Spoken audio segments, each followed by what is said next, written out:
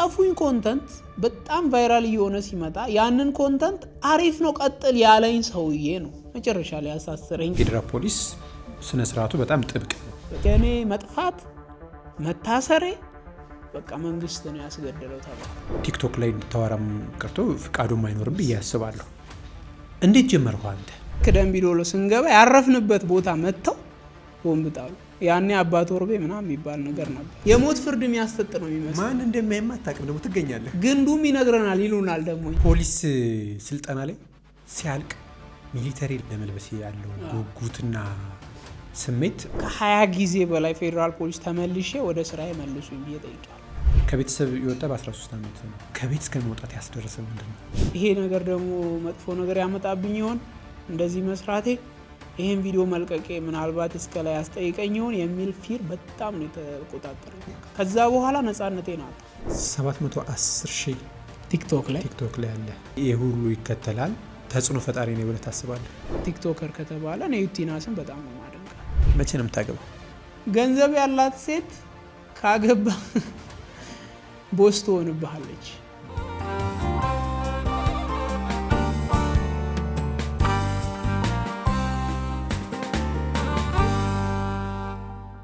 ጤና ይስጥልኝ። ምን ይሉ ፖድካስት ላይ ትገኛላችሁ። ምን ይሉ ደስ ይበለው ነኝ። ዛሬ አዲስ እንግዳ ይዤ መጥቻለሁ።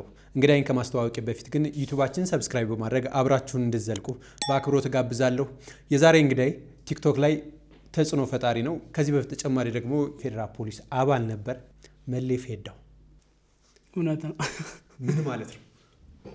መሌ ፌዳው ማለት መለሰ ፌደራል ማለት ነው። አሁን ድረስ እየተጠቀመበት ነው።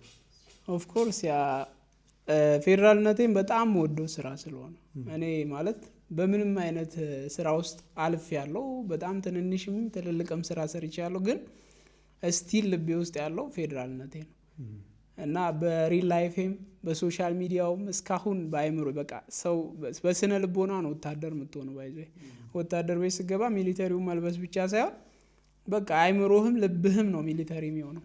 ስለዚህ ስቲል ፌዳው የሚለውን መቀየር አልፈልግም። አብሮ ይዘልቃል። አዎ ፊውቸሩም እንደዛ ነው፣ ስም አይቀየርም።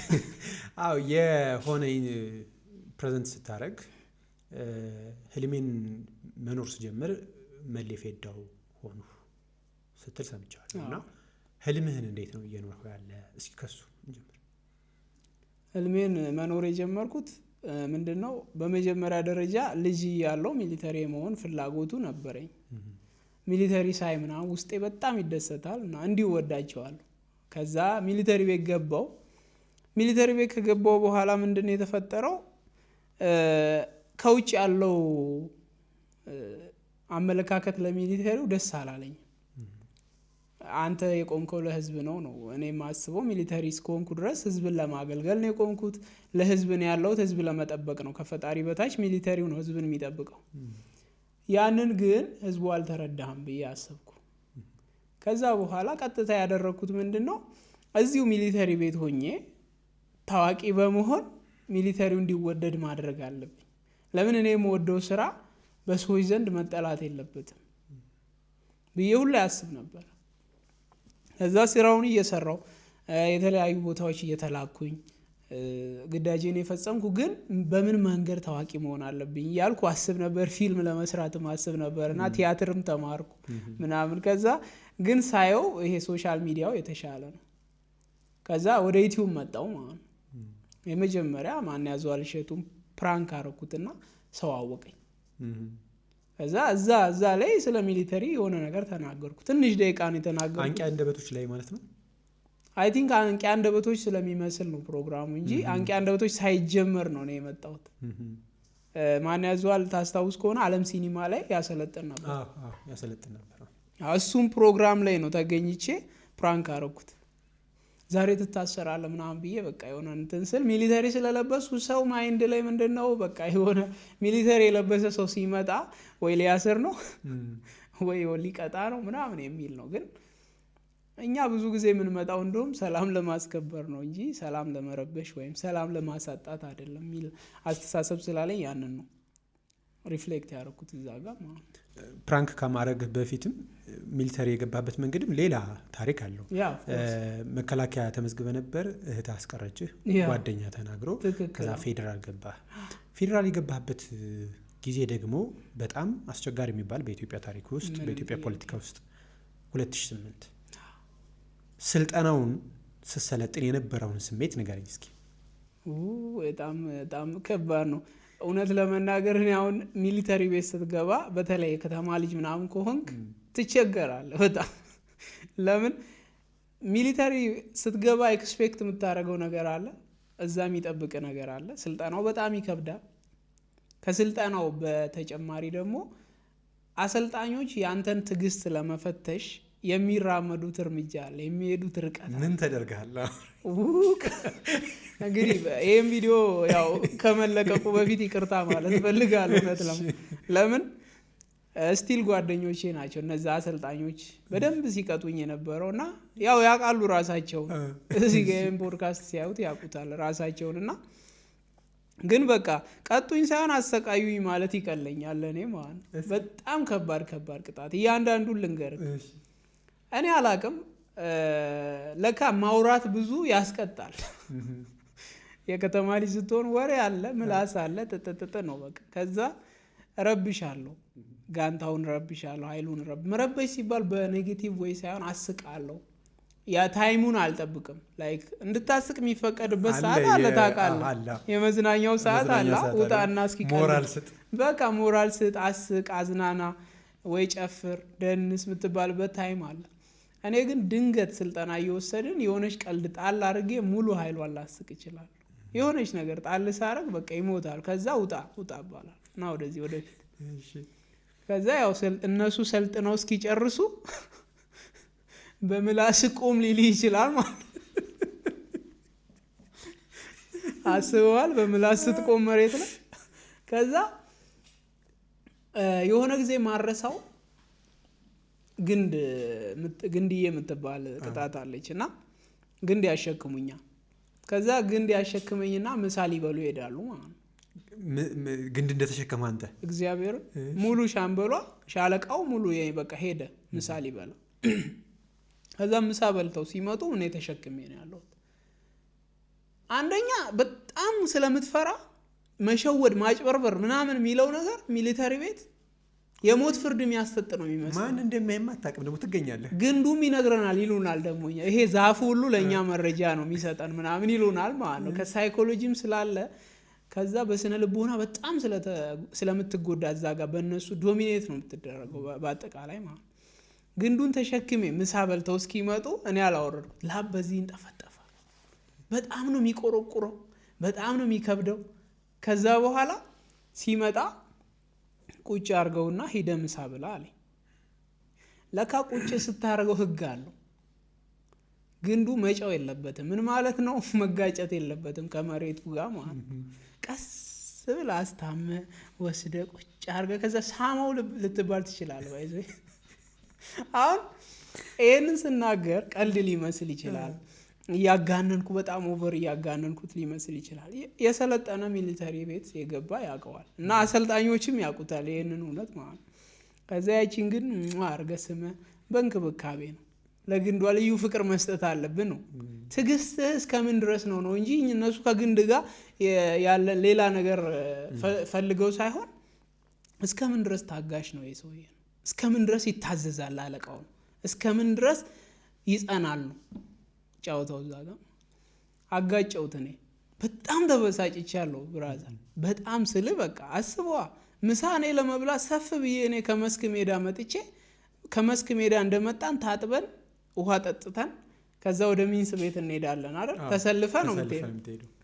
መጥተው ታጥበው የመስክ ላባቸውን አራክፈው ከዛ በኋላ ሂደው ምሳ በልተው እስኪመጡ እኔ ግንድ ተሸክሜያለሁ። በጣም ርቦሃል። በጣም ያበሳጫል ነው። አሁን ስላለፈ የሳኩ ላውራው ነው። ከዛ በኋላ ያንን ግንድ አጋጨውታ። እኔ በጣም ገና አልወጣልሽም ማለት ነው ያዡ ድጋሚ አለኝ። በቃ ሳስበው ራሱ ያበሳጨኛል። አሁንም አልወጣልም እንዳይሉ እኔ ራሱ አሁንም አልወጣልም እንዲል ነው። ከዛ ሁለተኛው ቅጣት ምን ቢሆን ጥሩ ነው? የማሰልጠኛ ዶርም ታውቀዋለህ? ያንን ዶርም መዞር ሆነ ማለት ነው። ቅጣቱ ተሻሽሎ ረጅም ሰዓት የቆምኩት ልጅ ያንን ግንድ ተሸክሜ እዞርኩት። ከዛ አንዱን ዙሬ መጥቼ ፊቴ ላይ ንዴት አለ። ፍቅር ማሳየት አለብህ። ምን ማለት መሰለ? እሬት እየጠጣ እንደ ጣፈጠ ሰው አክታርግ ነው በቃ። ይሄ ነው በቃ ትርጉሙ። ለምን እዛ ጋር አስብ፣ እርቦኛል፣ ደክሞኛል፣ መሮኛል፣ ገብቷ ሰልችቶኛል። ያንን ስሜት እያስተናገርኩ ግን ደስታ ማሳየት አለብኝ። በቃ አክሴፕት እንዳደረገ ኢትስ ኦኬ ጥፋቴ ነው ምናምን ብሎ አክሴፕት እንዳደረገ ሰው ደስተኛ መሆን አለብኝ። ከዛ ሲያይን ፊቴ ደም መስሏል። በጣም ተወሳይቻለሁ። በቃ ምናምን የሆነ አለ አይደል የወንድ ልጅ እልህም ገብቶኝ ላግኝ ወይን ሰው አይነት ስሜት ይታያል ፊቴ ላይ። ከዛ አልወጣልሽም ያቺን ዶርም ጨምሪያታ። ለምን ዶርሙ ተጨመረ? አንድ ዶርም አይደል ዞሮ ቅድም፣ አሁን ሁለት ዶርም ባይዞ። አሁን ዶርም ሲባል እኮ ለሰው የሆነች አንድ ሩም ነው የምትመስለው። በቃ ትምህርት ቤት ማለት በአይምሮ አሁን ማያውቁ ሰዎች ኤሌመንተሪ የተማሩ የኤሌመንተሪውን ክላስ ሁለቱን እንዲመጡ። ከዛ በኋላ ብራዘር ስመጣ ገባኝ በቃ እንደማይፋታኝ። ከዛ በቃ እየሳኩኝ መጣው አወረድኩት ምናምን። ሲያይ ፊቴን አልናደድ ተናገረኝ ምናምን። ወደ ንዴት ለመመለስ አንተን የሆነ ቃላት ይጠቀማሉ። ይሄ ቴክኒካቸው ነው። በቃ ተውኩት፣ አይፈታኝም ካለዛ ብዬ በቃ ስቄ ምናምን ፈገግታ ሳይቼ አስቀመጥኩኝ። በቃ በሳቅ ራሴን አጽናናሁት። የሚገርመው ግን ስራ ቦታ ላይ ሊገጥም የሚችለውን ጉዳይ በስልጠናው ጀስት እዚህን ከተወጣ ስራ ቦታ ላይ ሲጀመር የወታደር የመጀመሪያው ፈተናው ስልጠናን ማሸነፍ። በቃ ከዛ ወደ ሪያሊቲው ዓለም ሲመጣ ይሄ ጦርነቱን ከዛ በኤክስፒሪየንስ ነው የሚያመጣው። እሱ የውጊያ ላይ ጀግና በአንድ አይፈጠርም። በጊዜ ሂደት ነው ጀግና የምትሆነው።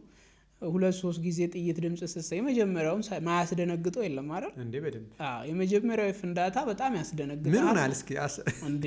የመጀመሪያው ፍንዳታ አስታውሳለሁ ማለት ድንጋጩን ራሱ በጣም ያስደነግጣል። እኔ የመጀመሪያው ፍንዳታው ደግሞ የሚገርም በቦምብ ነው። በጥይት ምናምን ቢሆን እኮ የጥይት ድምጽ ቢያንስ ማሰልጠኛ ብሬኑንም ሰምተህ ነው አይደል? የብሬንም ድምጽ ትሰማለህ፣ የክላሹንም ትሰማለህ። ማሰልጠኛ እስከዛ ድረስ ታየዋለህ። ያው ከዛ በላይ ያለውን ደግሞ እያደግክ ስትመጣ ነው። ከዛ ግን ልክ ደምቢዶሎ ስገባ በቦምብ ነው አቀባበል ያደረጉልን። የምሬን ነው ነገር የመጀመሪያ ደምቢዶ ለኦፕሬሽን ስራ ተልካ። ከዛ በኋላ ልክ ደምቢዶሎ ስንገባ ያረፍንበት ቦታ መጥተው ቦምብ ጣሉ። ያኔ አባት ወርቤ ምናምን የሚባል ነገር ነበር። ቦምብ ጥሎ ያ ቦምብ ነው ለመጀመሪያ ጊዜ ፍንዳታ።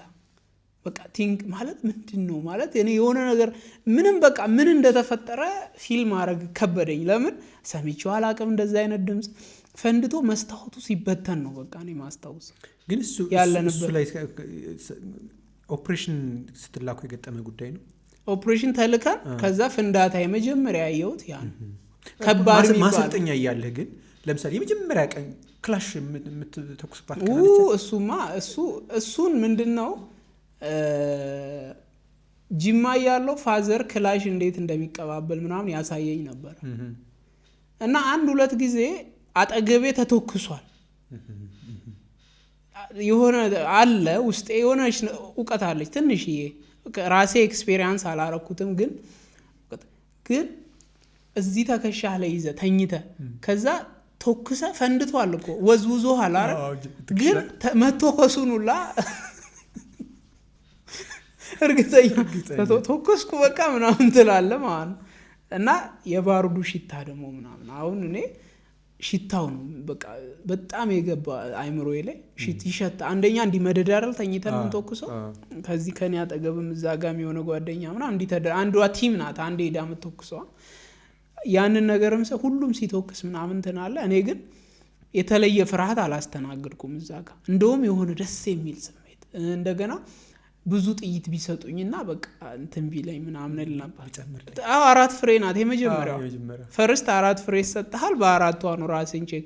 ከዛ ነው ወደ 8 16 32 እያለ የሚያድገው ማለት ነው። ከዛ ግን 4ቷን ተኩሼ አልወጣልኝም እና ካጠገቤ ጥሎ ይሮጣል ምናምን ደንግጦ ልክ ሲፈን በተለይ ሴቶች በቃ ልክ ተከሻቸውን እንዲህ ሲያደርጋቸው እዛው ያፈርጡታል። እና እኔ ግን በዚህ በቶክስ ዙሪያ ምንም የተለየ የገጠመኝ ነገር የለውም። እኔ የፖሊስ ስልጠና ትልቁ ማለት ፋይት ለሀገርህ መቆምህን በትክክል የምታውቀው ይመስለኝ የመከራ ጊዜ የምትባለዋ የአንድ ሳምንት የመጨረሻዋ ውጭ አዳር ምናምን እሷ ጫካ አዳር እሱ እንዲያው ሀገርህን በምን ያህል ድረስ መጠበቅ እንዳለብህ የሚያሳይ በጣም እሱ ላይ ደግሞ በጣም ብዙ ገጠመኞች ሰዎች ይገጥማቸዋል። አንዳንዴ ላትገባበት የምችለው ውሃን ሁሉ አለ እኮ። እንዴት ነበር እሱ? የዛኔ ምን ገጠመን መሰለህ? የኛ በጣም ደግሞ እኔ የሆነ በቃ ይገጥመኛል። እኔ አላውቅም እግዚአብሔር እንዲህ ወደፊት ኤክስፔሪየንስ ሼር እንደማድረግ አይቶ ይሆናል ፈጣሪ፣ እኔ አላውቅም። የዛኔ የአዳሩ ኦፕሬሽን ጊዜ እዛ ማሰልጠኛ ለመጀመሪያ ጊዜ ጫካ ያደርን ጊዜ ምንድነው የገጠመን? የኛ ጋንታ ዘንዶ ነው ያጋጠማት። የመጀመሪያ ማርያምን መንገድ ዘግቶ ማለት ነው። በእኛ በተላክንበት አቅጣጫ ተራራ ነው ያደርነው። ተራራ አድረን ከዛ አሰልጣኞች ነግረውናል፣ ይሄን የተኛህበት ዘንዶ ሊሆን ይችላል ምናምን ብለውናል። በቃ እኛ ይኸውልህ አልተኛንም ነው በቃ የሚነገር ነገር በሙሉ ሰቀቀን ነው። በጣም ያስፈራሃል። ልጅ ነህ። እኔ 19 ዓመቴ ነው ማሰልጠኛ ስገባ። ቲኔጀር ሆነ ከዛ ከእናት ቤት ምናምን ቀጥታ ወታደር ቤት ስገባ ዘንዶ አይደለም እባብ በትክክል አትለይም። ገባ እና ቁጭ የምትለው የኔ ዘንዶ ላይ ሊሆን ይችላል። ለምንድን ነው ምን ተብለናል? ዘንዶ አንዴ የሆነ ነገር ትልቅ ነገር ከዋጠ ረጅም ዓመት ይተኛል ምናምን ይባላል። ሪል ነው መሰለኝ እሱም ነገር በጥናት የተረጋገጠ ካልሆነ እውነት መሆኑ 100% እርግጠኛ መሆን አንችልም። ግን ሲወራ እንደዚህ ይባላል። ያው ዘንዶ ወይ በሬ ወይ በግ ምናምን ከዋጠ ረጅም ጊዜ ይተኛል ይባላል። ሲተኛ ደግሞ አይነሳም። መተቁጭ ብትልበትም ምናምን ራሱ ሲፈልግ ነው የሚነሳው እንጂ አይነሳም ተብሏል። ሳር ሁሉ ይበቅልበታል። ሰንበሌጥ ውስጥ ገብተን ስንተኛ ዘንዶም ቢሆንስ የተንተራስኩት ምናምን ትላለ። በቃ ሳይኮሎጂ በጣም እንፈራ ነበር። እንደተባለው እንደተወራውም ወንድም ያልቀረም ጠዋት ፀሐይ ሊሞቅ የኛ መንገድ ላይ ተጠቅልሎ ተኝቶ ነው ያገኘነው። ሳዲቅ ይባላል የኛ አሰልጣኝ። ያው ከኔ ጋር የሰለጠኑ ያውቁታል። ጉምዝ ነው፣ በጣም ጀግና ነው ስለ በቃ ወንድ ነው። በቃ እንደሱ ስላሰለጠኝ ኩራት ይሰማኛል። በጣም ወንድ ነው፣ ወንድ በቃ እሱ እኛን እየመራ 32 ልጆች ነን። እኔ ቲም መሪ ነኝ እዛ ውስጥ። ቲም መሪ ስትሆን ደግሞ ቲምህን ከፊት ነው የምትወጣው አንተ ነህ ቀዳሚው አብሪ ኮከቡ። ከዛ ወጥቼ ያለው ከፊት። ከዛ ዘንዶ ዘግቷል መንገድ እና ይሄንን ዘንዶ ማስለቀቅ አለብን ይለናል ሳዲቅ። ውሸት ነው የመሰለን እኛ። ለምንድን ነው ውሸት የሚመስለን? አሰልጣኞች አንተ ፍርሃት እንዲለቅ አንዳንድ ውሸቶችን ይነግሩሃል ነው። ይሄን በቃ በቆይታ ታውቃለህ። አጋኖ ይነግሩህና እዛው በቃ ወይ ተንቀጥቀጠ ይወጣልሃል ወይ ተጋፍጠ ይወጣልሃል። ዘንዶ እንድንጋፈጥ ፈልጓል። ከዛ ይሄንን ዘንዶ መንገድ አስለቅቀን ነው። ይሄ ማለት ለኛ ጠላት ነው። በቃ ጠላት ደምስሰን ነው የምናልፈው አላለም። መንገድ ቀይረን ብንሄድስ ነው እኛ አሁን ፍላጎ ገብታ ምን አለ እንዴት ጥፍ ብለን ብናልፍ በቃ እሱ ከዚህና ከዚህ እሱ በጣም የሚገጥም ነገር ይኖራል። በቃ እቺ ናት መንገዳችን አለ። ዘንዶ መንገድ ዘግቷል። ዘንዶን ገለን ነው ማለፍ ያለብን። ይሄ ነው ቦታ ያዙ አለን። ወይኔ የእንጨት መሳሪያ ነው የምትይዘው ያኔ ሰልጣኝ ነህ። እሱ ነው ትክክለኛውን መሳሪያ የሚይዘው። ገባ ጀመራ ቶከሰበት ዘንዶ። ከዛ ዘንዶ መወራጨት ጀመረ። ሲወራጭ ሰንበሌጡን በሙሉ ገላለጠው። አንተ ሜዳ ሆነ ቦታው በአንድ ጊዜ ሜዳ ሆነ። ሲነካካ ማለት ፊል ያደርጋል፣ አይሞትም። ሲመታው ጥይት ፊል ያደርጋል ሰውነቱ፣ ግን አይሞትም ዘንዶ በጥይት። አናቱ መመታት አለበት። ምን ያደርጋል? አናቱን ቀብሮ በጅራቱ ብቻ እንዲህ ይሰርቻል። የሆነ ሰው ካገኘ ጠልፎ። በጣም ደነገጥን። በቃ ተረበሽ። ሳዲቅ የሚባለው ሰውዬ ሊፋታ አልቻለም። ይቶክስበታል። ከዛ ቶክሱ ሲበረታ መጡ ትልልቅ አመራሮች፣ ኮማንደሮች፣ ሻለቃ አመራሮች መጡ። በቃ ወደኛ መስመር። ለምን ቶክሱ የሚቆም አይነት አይደለም። ስለዚህ ሌላም ነገር መሰላቸው። ዝም ብለው መጡ። በቃ ሲመጡ ሳዲቅ ዘንዶ ጋር የተታኮሰ ነው። ወይ ከባድ ነው። እንጨት መሳሪያ ይዘህ ዘንዶ ማጋጠም ከባድ። ከዛ ሌላ ጥይት ጨመሩለት፣ አይሞትም። ጥይት ተጨመረ፣ አይሞትም። ደከመ ግን በጥይት ሲደክም ይሄ የሚወራጨውን ምናምን ነገር ተወ። ትቶ አሁንም አናቱን እንዲቀብሮ ጥቅልልል ብሎ ዝም አንተ እየተደበደበ ማለት ዘንዶ አናት ማለት እባብም ሆነ ይሄ ተሳቢ እንስሳ አናታቸውን ነው የሚደብቁት። በቃ አናቱ ከመጣ ይፈርጣል። በቃ መርዙም ይተፋል። አለቀ። ከዛ አናቱን ፍለጋ ይደበድባል። መጨረሻ አንተ የመጨረሻ በቃ ጀግና ነው ያስባለኝ። የመጨረሻ ያረጋገጥኩበት ሲቶክስ የነበረው እንደዚህ ትንሽ ከፍ ያለች እንጨት ላይ ሆኖ እንጂ መሬት ሆኖ አይደለም። ትንሽ ከፍ ያለች እንጨት ላይ ሆኖ ነው ወደ ታች የሚተኩሰው። ከዛ እኛ ደግሞ ግማሹ አንድ ዛፍ ላይ ግማሹ አንድ ዛፍ ላይ ነው ያለው። ብራዘር ያ ሰዓት እኮ ፊሊንጉ ሌላ እኮ። አሁን እኮ የሳቁ ሳወራ እንዳይመስልህ ሰውነቴ እኮ ከየት እንደመጣ የማይታወቅ ላብ እኮ አጥምቆኛል በድንጋጤ ማለት። ብዙ ስሜት ነው የሚሰማህ በቃ። ግን የሱ ደግሞ መፋየት የሱ መፋለም ደግሞ አንተን ሞቲቭ ያደርጋል። ከዛ በኋላ ቀኑ ጥይቱ ቢጨርስበትም ሊሞት አልቻለም። መጨረሻ ሳንጃ ይዟል። ሳንጃውን ይዞ አልወረደም ዘንዶው ላይ። ኧረ እባክህ በቃ እኔ መጨረሻ ያረጋገጥኩት ጀግንነቱን ያኔ ሳንጃውን እንዲነቀለና ዘሎ አናቱን። እንዴት አለፋችሁ? ከዛ በኋላ ግን ደፍራችሁ? ስማ አቡል ምን እናልፋለን። በቃ የመጨረሻው ኦፕሬሽን የሚካሄድበት ማለት አዳር እኮ ጨርሰናል። አዳር ጨርሰን የመጨረሻውን ኦፕሬሽን ለመፈጸም ነው ተራራው ላይ ለመድረስ እና የተደበቀውን እንትን ማግኘት አይደል? አዎ ግዴታ ነው። የተደበቀ አንድ አሰልጣኝ አለ። እሱን አሰልጣኝ አሳዶ መያዝ ነው። ልክ እንደ ወንጀለኛ ማለት እንደ ወንጀለኛ ያ ሽፍታ ነው ተብሎ ይነገርሃል። ያን ሽፍታ መያዝ ነው። ያን ሽፍታ እያሳደር ነው እኛ ዘንዶ ያዝ ነው። ስለዚህ ትልቁን ጠላት ይዛችሁታል እና ተመለሱ፣ ይዛችሁ የገደላችሁትን ጠላት ይዛችሁ ተመለሱ ተባለ። ስለዚህ ሽፍታችሁ ደግሞ ዘንዶ ነው ተገኘ። ሌላ ስቃይ መሸከሙ ነው ዘንዶ። አስበው፣ ዘንዶ አይተህ አታውቅም። አየህ፣ ማየቱ ራሱ ሌላ ስቃይ ነው፣ ፔን ነው፣ ትራውማ ነው። እንቅልፍ አተኛም ገብተህ። ሌላ ደግሞ ትእዛዝ ተሰጠን፣ ተሸከሙና አውርዱት ከዚህ ተራራ። ከዛ እቺ ጋንታ ተባለ። እቺ ጋንታ ጠላትን በቁጥጥር ስር ያዋለችው ጀግናዋ ጋንታ ናት። ስለዚህ ጀግንነቷን እታች በሰራዊቱ ፊት ማሳየት አለባት እና ይዛችሁ ውረዱ ተባለ። ጦር ላይ ደግሞ ከዛ ከተራራው ወደ እስከሚሄደው ምን አለ ዘንዶውን አልፈን በሄድን የሚያስብል ትእዛዝ ማለት ነው።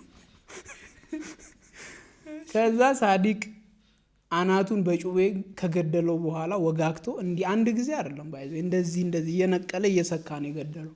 እኛ ደግሞ የፍርሃት ተሸክመ ነው ስንወርድ ሚነሳና የሚውጠን ነው ይመስለን። በቃ መሞቱን እርግጠኛ መሆን አልቻልንም። እንደው ትእዛዝ ስለሆነ ይከበራል እንጂ አታምንም ሞቷል ብለህ አንተ ይዘኸው እንዲህ ትላለህ። እንዲህ ሲል ስትሬቸሩ በቃ ተነሳ አሁን ካው ከዛ በስትሬቸር ጫን ነው ወረረኝ። የዛን ቀን እኔ ማርያምን ፍርሃት በትክክል ይወጣልኝ ያን ቀን ነው። በቃ ይሄ ውስጤ ለዘመናት በተለያየ መንገድ ፍርሃት ይገባባል። ከቤተሰብም ይገባባል፣ ከአክስ ከአጎት ከጓደኛም ከምንም ነገር ፊር ይጫንባል። ብቻ ስታድግ ከልጅነት ጀምሮ ብዙ ነገር አይጥ ትፈራለህ፣ እንቁራሪት ትፈራለህ፣ ምናምን ብዙ ነገር ሰውም የሰውን አይነት ለይተህ ትፈራለህ። በቃ ፍርሃት የዛን ቀን ተሰበረ ከኔ ውስጥ ስነካው ነው ያደረገኝ። በቃ እንዲህ ሆነ ነገር ከሰውነቴ ሰውነት እንዲህ ነዝሮ ሲወጣ ይሰማኛል። ማርያም እንደዚህ ያስኩት ለምን ለመጫን ቲም መሪ ነኝ እኔ ካልነካው እኔ ካልያዝኩ 9 ልጆች አይዙም ከኔ በኋላ የሚመሩ 9 ልጆች አሉ። እኔ ነኝ በቃ ማለት አንተ ሙተ ነው መሞትን የምታስተምራቸው ነው። ኃላፊ ማለት ይሄ ነው። ወታደር ቤት አለቃ ስትሆን በቃ አንተ ከፊት መጀመሪያ ራስን ለመሰዋት ደፋር ሁን። ከዛ ከቲም ለመስዋዕት በቃ ምን መሪዎች ቀድመው ጫካ ሲገቡ ወኔን ተነሳስቶ ትሄድ የለ እንዴ እሱ ሄዶ እኔ ለምን ምናምን ትሌለ። ልክ እንደዛ ማለት እኔ ቲም መሪ ሆኜ ዘንዶን ለመያዝ መድፈር አለብኝም። ደግሞ ፍርሃት እኔ ላይ አይድም። ገብተዋል። ስለዚህ መጨከን አለብኝ። ጫንኩት። እሱን ከተፉ ደግሞ ጓደኞቼ ንቁሃል። እሱ ለምን ቲም አመራር ሆነ ትባላለህ? በእንትን ብቻ ባይዘው በቲምነቴ ብቻ ሳይ እንዲም ራሱ ሪስፔክት እንዲሰጥ ጀግንነትን ፊርህ ማሸነፍ አለብህ፣ ፍርሃትን መጋፈጥ አለብህ። ከዛ ጫናው ስትሬቸር ላይ ስጭነው ስነካው የነበረው ግን ከባድ ነው። እኔ ዘንዶ ነክቼ እንዲህ ብድግ አድርጌ ጫንኩት ምናምን እላለሁ። በቃ ደጋግሜ እያሰብኩ አወረድነው ያንን ከባድ ተራራ። አስብ ስትወጣ ላበላቡነ ተመልሰ ወድቀ ሁሉ ተነስተ እንዲህ ተደግፈ ምናምን የወጣውን ተራራ ዘንዶ ደግሞ ተሸክመ ትወርደዋለህ ማለት ነው። ከዛ ሁሉ ሰራዊት እኛ ብቻ ነን ዘንዶ ያገኘ ነው። ያ አንዳንዶቹ ያው ሸውደው ሄደዋል ምናምን ነው። እኛ ሳዲቅ ስለሆነ ሰውየው አልሰማም እንገለዋለን አለ። ገደል ነው ተሸክመን አወረን። በጣም ተጨበጨበልን። ታች ስታወርደው ግን ያለው ወኔ ይለያል። ሌላው ጀግንነት ነው የሚሰማህ እኮ በቃ ብራዘር ማለት የሆነን ሀገር የተቆጣጠርክ ነው። እዚህ ደቡብ ሱዳን ምናምን ሰሜን ሱዳን ሂደህ ተቆጣጥረ ነው የሚመስለው ማርያም።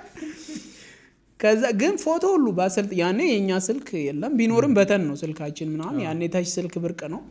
ሁለተኛ እንትን አይገባም ደግሞ እንጂ ስልክ ደግሞ በእነሱ ቁጥጥር ስር ነው የሰልጣኝ ስልክ። ግን ፎቶ በአሰልጣኞቻችን ስልክ ግን እንዲህ ተሸክመ ነው ምናምን ዘንዶውን አለ። ያ በቃ ማረሳው ስልጠና ላይ ከገጠመኝ ዘግናኝ ግን ደግሞ ደስ የሚልም ካሸነፍከው ከተጋፈጥከው ፍርሃት ምናምን በኋላ ደግሞ የሆነ ሰላም ያለው ሞመንት ያ ነበር። ፖሊስ ስልጠና ላይ ሲያልቅ ሚሊተሪ ለመልበስ ያለው ጉጉትና ስሜት አይቼዋለሁ ተመራቂ ላይና አንተ ፈልገውን የገባው ፖሊስ መሆን ፌደራል መሆን ስትለብሰው የተሰማ ስሜት ይኖራል። እኔ እኮ ከመልበሴ ከአንድ ሳምንት በፊት ልባረር ማለት ነው። እንደዚህ ጫፍ የደረስኩበት ሞመንት ነበረ። ባይዘው መልበሴን የበለጠ ውድ የሚያደርግብኝ ደግሞ ያ ሞመንት ነው። ስልጠና ሊያልቅ ሲል ሂስና ግለ ይሳለ አጠቃላይ ግምገማ ማለት ነው። ሰልፍ ስልጠና እያለን ተጀመረ ማለት ሁሉን ከባባዱን ጨርሰን ሰልፍ ትሪት የመጨረሻዋ ሳምንቷ የትሪት ናት። የትሪቷን ሳምንት ስልጠና እየወሰድን እኔ መሰናክል ነው ትሪቴ። እሱን እየወሰድኩ ግምገማ ወታደር ነበርክ ተባልኩ። የመከላከያው መመዝገብ ትዝ ተብሏችሁ ነው አይደለም? ብቃቴ ምንም ሌላ በቃ ቀጥታ መነግር ብቃቴ ነው። በጣም እፈጥናለሁ ነገሮች ላይ ለመያዝ። አሰልጣኙ ሳይገልጽልኝ ሁላ የቀደምኩበት ሞመንት ነበረ። ይሄ እንዴት ሀፕን አረገ መሰለ? ልጅ እያለሁ እኔ በጣም ይሄ የውትድርና ፍቅር ኦቨር ስለሆነ አካባቢ በተወለድክበት አካባቢ ወታደር ካምፕ አለ አይደለ? እኔ ያደኩበት ሆቴል ቲኔጀር ሆኜ ማለት 13 ዓመት ልጅ ሆኜ ሆቴል ነው የገባሁት እኔ ለስራ ማለት። እዛ 13 ዓመት ህፃን ልጅ ሆኜ የመከላከያ ኮማንዶ የነበረ በ90 ምናምን ውጊያ ነበረ የሻዕቢያ 93 ውጊያ ላይ እግሩን ተመቶ ቦርድ የወጣ የኔ አለቃ ነበረ። እኔ የተቀጠርኩበት ሆቴል ባርማን ረዳት ነኝ። ባርማኑ ቀይ ቦኔት ነበር። ቦርድ እስከዛ እኔ ጋር አብረን እየሰራን መንግስት ደሞዝ ይከፍለው ነበር ለሱ በስንብት ስለወጣ ማለት። እያንዳንዷን ነገር ይነግረኝ ነበር። አፌን ከፍቼ ነው የምሰማው። እጅግ በጣም ነው የምወደው የሚሊተሪ ወሬ። በቃ ገባልኝ ያኔ አንድ በል እሱ ከሚነግረኝ ነገር ተነስቼ እሑድ የፖሊስ ፕሮግራም አይ ነበር። ምክንያቱም ያኔ የቲቪ ቫራይቲ የለም። ኢቲቪ ነው የምታየው። ኢቲቪ ላይ ደግሞ እሑድ ቀን 6 ሰዓት ላይ ፖሊስና ህብረተሰብ አይ ነበር። ፖሊስና ህብረተሰብ ላይ ሰልጣኞች የሚሰሩትን ስፖርት አይ ነበር ብራዘር። እሱን ጦር ላይ እጄ ተገበርኩት። ከዛ ማሰልጠኛ ሲሄድ ያ ነገር እኔ ላይ ሚሊተሪ አስባለኝ ማለት ነው። ከዛ ልባረር እግዚአብሔር ምስክሬ ነው። የመጨረሻ ከበደ። አንተ አንድ ሰው 8 ሰዓት ይቆማል። 8 ሰዓት ነው ያቆሙኝ። 8 ሰዓት ተቀባበሉብኝ ነው የምልህ። እጅ ያወጣል አንዱ። እኔ እርግጠኛ ነኝ የልጅ ሚሊተሪ ነው እንትን ሲያደርግ አይቼዋለሁ ይላል። እዛ ጋም እጅ ይወጣል እንዲህ እንደዚህ። አሰልጣኙም ያወጣል። ራሱ እኔን የሚያሰለጥነኝ በጣም ወዳጄ ነው ጓደኛዬ ነው ብዬ ማስበው ሰውዬ ቅይር ሆረር ነው የሆኑብኝ ግምገማው ላይ። ከዛ እንዴ ነኝ ልበል እንዴ ላሉ ለምን ኩራት ተሰማኝ። በዛ ሰዓት ፊል ያደረው ሚሊተሪ እንደነ እስከዚህ ተጽዕኖ አድርጌባቸዋለሁ ምናምን። ማርያም እንደዛ ነው ኩራት ቀይ ቦኔት ነበርክ። ቀጥታ እኮ ነው ሚሊተሪ ብቻ ቀይ ቦኔት ነበርክ።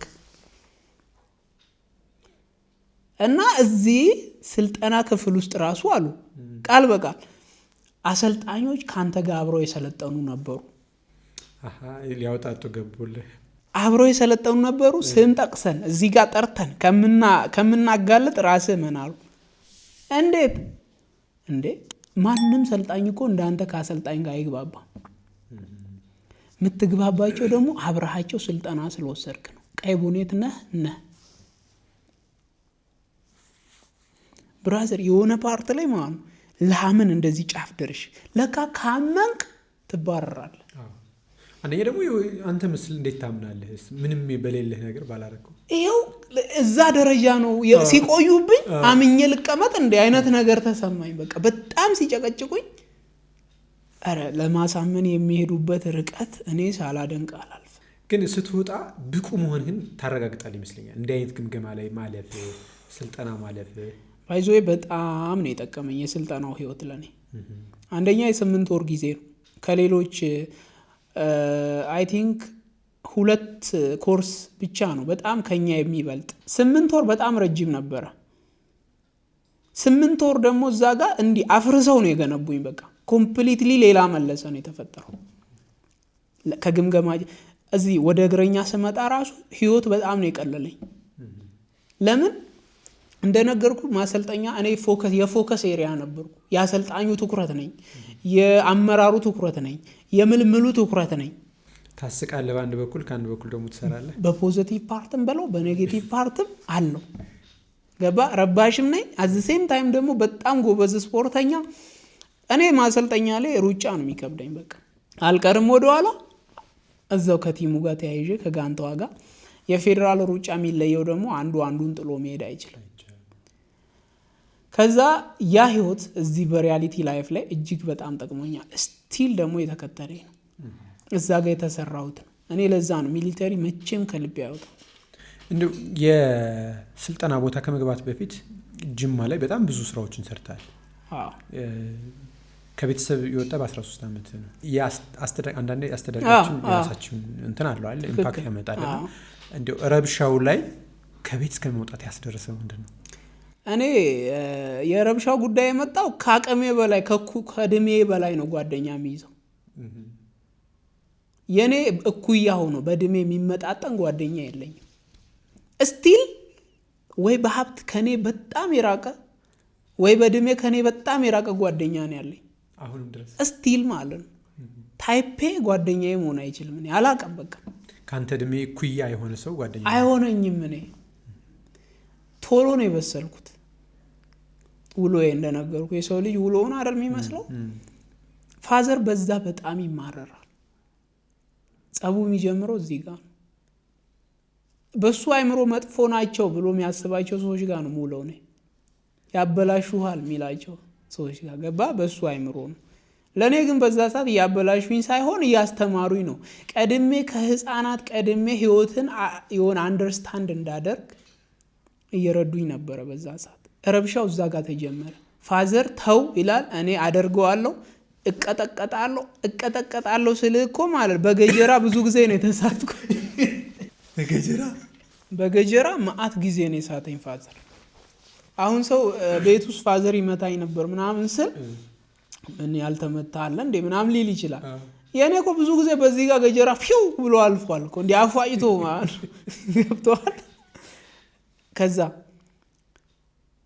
ከልጆች ጋር እየሄድኩኝ ፊልም አያለሁ። አሁንም ታላላቆቼ በጣም ታላላቅ ማለት በቃ ለምሳሌ ምን ማለት መሰለ እኔ 4ኛ ክፍል ተማሪ ሆኜ እነሱ 11ኛ ምናምን ጋፑን ነው። አንዳንዱ አግብቶ የወለደ ምናምን ነው የኔ ጓደኛ። አብረ ከነሱ ጋር ፊልም አያለሁ። እነሱ ይቅርታ ይሄንን ቃል ስናገር እየቃሙ ጫት ቤት ሁላ አብሬያቸው ገባለሁ። ግን አልቅምም፣ እንድቅምም አይፈልጉም። አይተዋል። ቀድሜ ላይፍን አንደርስታንድ ማድረግ ተማርኩ ምናምን። ያ ነገር ጠቅሞኛል። ባይዘዌ መጥፎም ይሁን ጥሩም ነገር በህይወት ሀፕን ሲያደርግ ለጉዳት አይደለም። እንደው ያንን ህይወት ቀጥለህበት ቢሆን ፖሊስ ባትገባ ሊገጥምህ የሚችል ነገር ይኖራል ታስባለህ? ማለት ወደዛኛው የመግባት እድል አይሰፋም? ይሰፋል። አዛይንዶ ዘዴ ውሎህን ምን ማለት መሰለ ከ5 ሚሊዮነሮች ጋር ብዙ ጊዜ እለዋለሁ ይሄንን አባባል ስለምወደው። ከ5 ሚሊዮነሮች ጋር የዋለ 5/6ኛው ሚሊዮነር መሆኑ አይቀርም ነው። ከ5 ደደቦች ጋር የዋለ 6ኛው ደደብ ነው። ስለ ቃሉ ይቅርታ። አዛይንዶ ዘዴ መጨረሻ ወደ እነሱ ትሳባለ ነው። ደግሞ ከ5 መልካም ሰዎች ጋር ከዋልክ አንተ አሁን ክፉ ሰው ከሆንክ ሁሌ ግን እነሱን እያገኘክ በክፋትህ ቀጥለህ አትቀጥልም። የሆነ ሰዓት ትተዋል። 6ኛው መልካም ሰው በቃ ይሄን ለመሰለም እኔ አሁን እኔ ማይንድ ጠንካራ ነው አልወሰድም ምናምን ብዬ አልሰክስም። እግዚአብሔር እንዲህ ነቅሎ ነው ያወጣኝ። በፋዘር የቀጠቀጠ አማሮኝ ነው የጠፋሁት። ባይዘዌ የተማረሬ ነው የጠፋሁት ዱላው። ከዛ ደግሞ የሆነ ጊዜ ቡና ሰረኩበት ከአባቴ ማለት የመጨረሻ ጸባይችን ኧረ በፔስታል ነው በትንሽ ጥቁር 2-3 ኪሎ ምን ልታረግ ለማዘር ብዬ ነው የሰረኩት። በእርግጥ ይሄን ማንም ማዘርም ስለምታውቅ ማለት ለማዘር ብዬ ነው። እንዴት መሰለ ፋዘር ደርግ ነው፣ በጣም ደርግ ነው ማለት በቃ በጣም አይለቅም ታውቃለህ። ሳንቲም ማውጣት አይወድም። ማዘር እኮ ያንን ብር እኮ የምትፈልገው ቤት ውስጥ ለሚያስፈልግ ነገር እኮ ነው። ምንም ለራሷ የተለየ ወርቅ ልትገዛ ወይ ቀሚስ ልትገዛ አይደለም፣ ለቤት ውስጥ ነው። ግን እሱ እኔ ራሴ ሰጥሻለሁ ለዚህ ጉዳይ እኔ ራሴ እንዲያደርጋለሁ ነው እንጂ የሚለው ብር በካሽ እንዲ ከቡናው ላይ የሆነ ነገር ሽጪና ተጠቀሚ ምናምን አይልም ፋዘር። ከዛ መጨረሻ ላይ ሰርቄ ለፋዘር በመሸጥ ለማዘር በመስጠት ከፋዘር ቡና ላይ ሰርቄ ለማዘር ስሰጣት የሆነ ሰው ሄዶ ለፋዘር በማቃጠር ጋሽ ብሬ ይለዋል። አቤት ዛሬ ጫካ ነበርክ ይለዋል ቡና ውስጥ። ኧረ አልነበርኩም ስራ ነበርኩኝ። ከዛ እኔ እኮ ልጅህ እኮ ቡና ይዞ ወደ ጁነዲ ሱቅ ሲገባ አየሁት። ጁነዲ ማለት ቡና የሚገዛን ሰው ነው። ፋዘር ገጀራውን ይዞ አናባሽት ብሎ ነው ብሎ ቤት በመምጣት ከዛ በኋላ በዛ የመጨረሻ ጸብ እኔ ከቤት በቃ ፋይናሊ የወጣሁት ያን ቀን 2001 ወጣው። በቃ አልተመለስኩም። ስቲል እኔ ውጭ ነኝ ማለት ነው። በብዙ ነገሩ ያው ቤተሰብ የሰዎች መሰረትም ነው። ያው የመልካሙ ፋዘር እንኳን ቀጠቀጠኝ በኢየሱስ ሰው እኔ ማርያምን እኔ ፋዘርን በጣም ነው መሳሳለት። አሁን ገባ። እናቴን በጣም ነው መወዳት፣ አባቴንም ደግሞ በጣም ነው መወዳው። ማለት አሁን ለእናቴ እንዲያርግ ከአባቴ ምናምን ሚል አስተሳሰብ የለኝም። አሁን በዚህ ሰዓት ለሁለቱም መኖር ነው የምፈልገው። ፋዘር እንኳን ቀጠቀጥከኝ፣ እንኳን ገረፍከኝ፣ እንኳን ቀጣኸኝ። ይሄ አሁን የተወለደው መሌ ፌዳው የፋዘር እጅ አለበት። እስቲል እኔ አልቅምም። እስቲል መጠጥ ላይ እንደ ወጣት አይደለሁም። አልጠጣም፣ ፍጹም አይደለም። ያን ያህል ግን ለመጠጥ ብዬ የምጋጋጥ አይነት ሰው አይደለሁም። የሆነ ሰዓት ተጠጣ ነበረ። ስጠጣም ይሄ ሰክሬ ሌላ ነገር ውስጥ ምገባ አይነት ሰው አይደለሁም።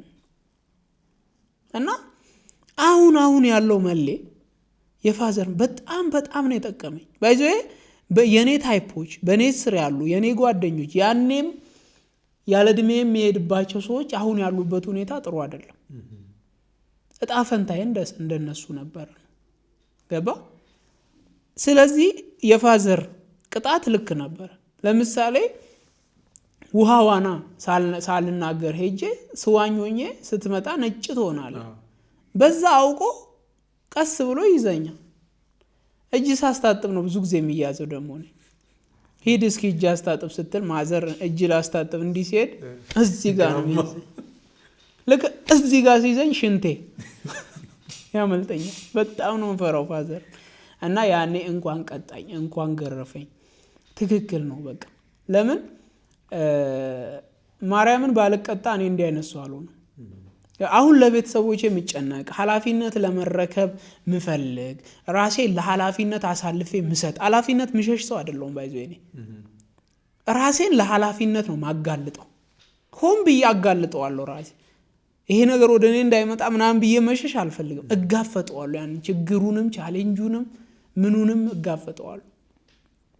ብዙ ማይወሩ ነገሮችን አሳልፌያለሁ። ያ ጠንካራ ማንነት የተፈጠረው ግን ፋዘር እኔ ላይ የገነባው ሜንታሊቲ ነው። ገባ? ዛሬ የሆነን ሰው ስመክረው ይሰማኛል። የሆነ ወጣት እንዲያታርገረ ጥሩ አይደለም ብዬ ስመክረው ይሰማኛል። ለምን? እየኖርኩ ነው። እኔ አትቃም ስል እየቃምኩኝ ከሆነ እንዴት ትሰማኛለህ? መምህራኖቻችን እንድናጨስ አይፈልጉም፣ እንድንቅም አይፈልጉም። ግን ከፊሎቹ ይቅማሉ፣ ያጨሳሉ በር ዘግተው። ገባ? አይኖሩትም እነሱ። መጽሐፍ ቅዱስ አንብብ እልሃለሁ፣ አታነብም። እኔ ደግሞ አነባለሁ። ሳነብ ነው የምመክርህ። ገብቶሃል? ስለዚህ የሆነን ነገር እያደረግኩት እንዳወራ ያደረገኝ ፋዘር እየኖረ ነው ያስተማረኝ ማለት። ስራ እንድወድ ሰነፍ እንዳልሆን ይቀጠቅጠኝ ነበረ። በጣም ስራ ያከብራል። ገባ? ዛሬ ሳልንቅ ወታደር ቤት በጣም በትንሽ ደሞዝ እኔ ኢንዚስ ታይም ደሞዜን ሳስበው እንዴት ነበር ያኔ የምኖረው ብዬ ጠይቃለሁ። ለምን? አሁን ብር አልበቃ ሲለኝ። ገባህ አይደለ? ከዩቲዩብም እያገኘው ከቲክቶክም በማስታወቂያ እየሰራው ብር አልበቃ ሲለኝ ሚሊተሪ ቤት እንዴት ኖርኩ ስል ዲሲፕሊን ፋዘር ስላስተማረኝ ነው። ሚሊተሪው ግን ተጨመረ። ሚሊተሪው የበለጠ አፕዴት ላይክ ሞዴሌን እንድቀይር አደረገኝ ማለት ነው። 2025 ሞዴል እንደሆነ 25 ሞዴል። ፖሊስ ከገባ ከሰለጠነህ በኋላ አዲስ አበባ መጣህ፣ ቲክቶክ ጀመርህ። ፖሊስ ላይ ደግሞ በተለይ ፌዴራል ፖሊስ ስነ ስርዓቱ በጣም ጥብቅ ነው። ቲክቶክ ላይ እንድታወራም ቀርቶ ፍቃዱም አይኖርም ብዬ አስባለሁ። እንዴት ጀመርኩ? አንተ? ፍርሃቴን በመጋፈጥ ነው የጀመርኩት። የዘንድሮ በቃ ፊሬን ሰብረው የለ መጀመሪያ እኔ የሰው ልጅ ስኬታማ ለመሆን ሲጀምር የመጀመሪያው ማሸነፍ ያለበት ፍርሃቱን። አይምሯችን ውስጥ የሚጮህ ፍርሃት አለ። ያን ፍርሃት መስበር አለብን። ፌዴራል ፖሊስ ያስረኛል ብዬ ብፈራ እታሰር ነበር። ኋላ ላይ ታስሬያለሁ። የታሰርኩት ግን በሌላ ኬዝ ነው። እኔ ቲክቶክ ስለሰራው ብቻ አይደለም። ኤኒዌይስ ምንድን ነው እኔ ማንም ሰው አሁን ስታርት ማድረግ የሚፈልግ ሰው ቢዝነስም ይሁን ቲክቶክም ይጀምር ዩቲዩብም ይጀምር የመጀመሪያው ማሸነፍ ያለበት ፊሩን ነው። ራሱን ማሸነፍ አለበት። ራስን ስታሸንፍ መስመርን ታገኘዋል። ራስን የምታሸንፍ የመጀመሪያ በፈጣሪ በማመን ነው። ሲጀመር የሚያምን ሰው አይፈራም። ገብተዋል? ካመንክ አትፈራም። ፈጣሪ እንዳለ ካመንክ ሰይጣንን አትፈራም ማለት ነው። ስለዚህ እኔ መታሰርን አልፈራም ነበር። ግን እንዳለ በዙሪያ ያሉት የሚነግሩኝ የሆነ ቀን እንደምወሰድ ነው። የሆነ ቀን ይመጣሉ፣ ያስገቡሻል፣ ተዘጋጂ ነው። ማርያምን እንደዛ ነው። ደፋርነቴ ጠቅሞኛል። ደፋርነቴ የተቋሙን ሕግ ሳይቀር አስቀይሮኛል። የተቋሙ ሕግ አንድ ፌዴራል ፖሊስ አባል ቲክቶክ እንዲሰራ አይፈቅድም። አንተ እንኳን ሚዲያ ላይ ረጅም ዓመት የሰራ ሰውዬ ቲክቶክ አልነበረህም። አሁን ነው የከፈትከው አይደል?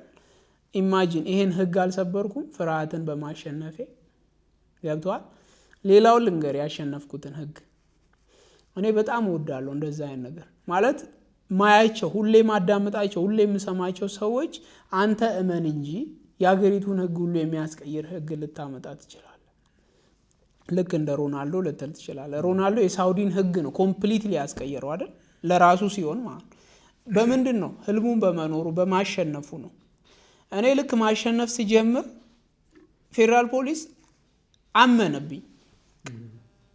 የመጀመሪያው ራሴን አሸንፍ ያለው አሳየው ሰርቼ ከዛ አመኑብኝ። ከላይ ወደ ታች ጠሩኝ። ከላይ በቃ ከአመራሮቼ እዚህ መስሪያ ቤት መጥቶ ተቋሙን ገጽታ እንዲቀይር ተብዬ ተጠራው።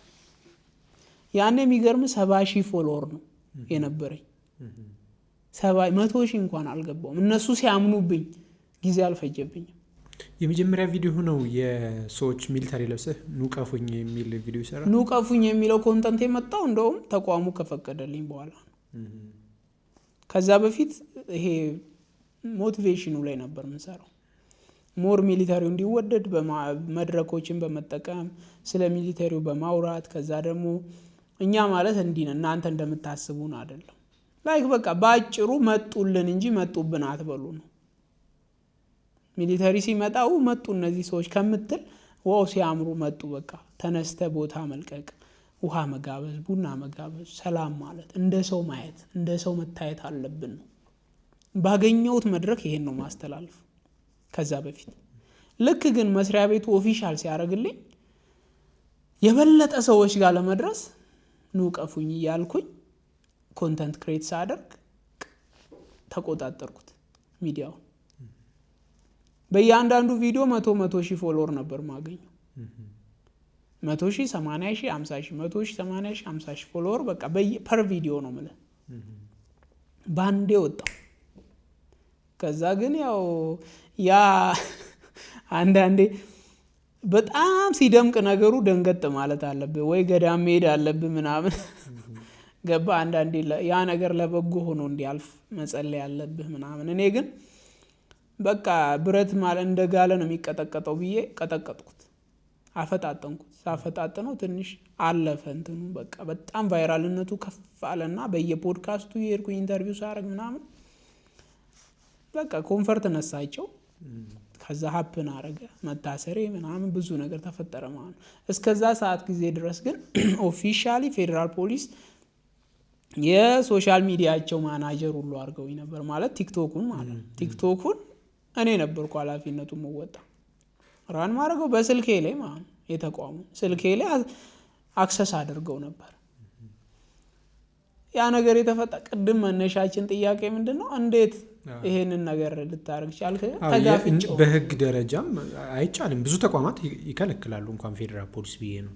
እኛም ባለንበት ፌስቡክ በትክክል ማለት የተቋሙን ጉዳይ እንኳን በግልህ ማድረግ አችልም። ተቋሙን ማለት እኔ በጣም ብዙ ጓደኞች አሉ ጆርናሊዝም ላይ የሚሰሩ ግን ሳገኛቸው ለምን ቲክቶክ አትመጡ?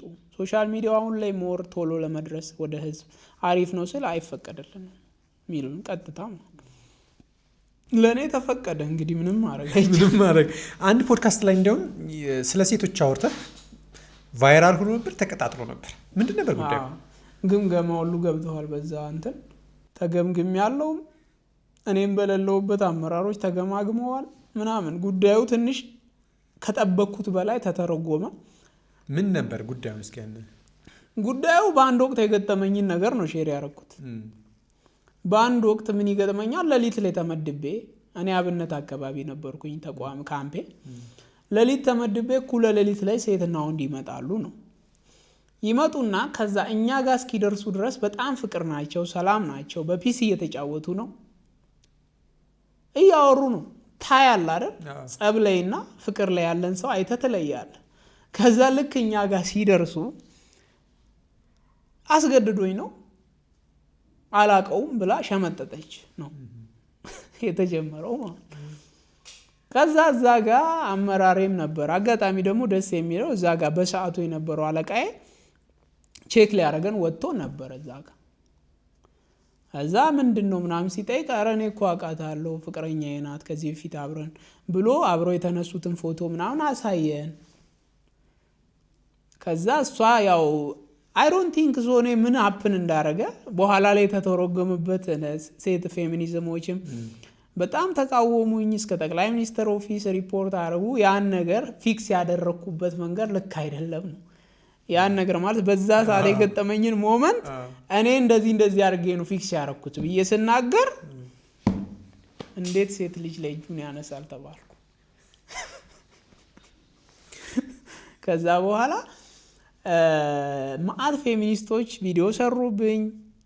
በአካልም ደግሞ ፈጣሪ ደግሞ ይወለ እኔ በምን አምናለሁ መሰለ እግዚአብሔር አምላክ የሆነን ነገር አንተ ስታደርገው ከምን አንፃር እንዳደረከው ያንን እሱ ይረዳል። ሰዎች እንደሚተረጉሙት አይደለም።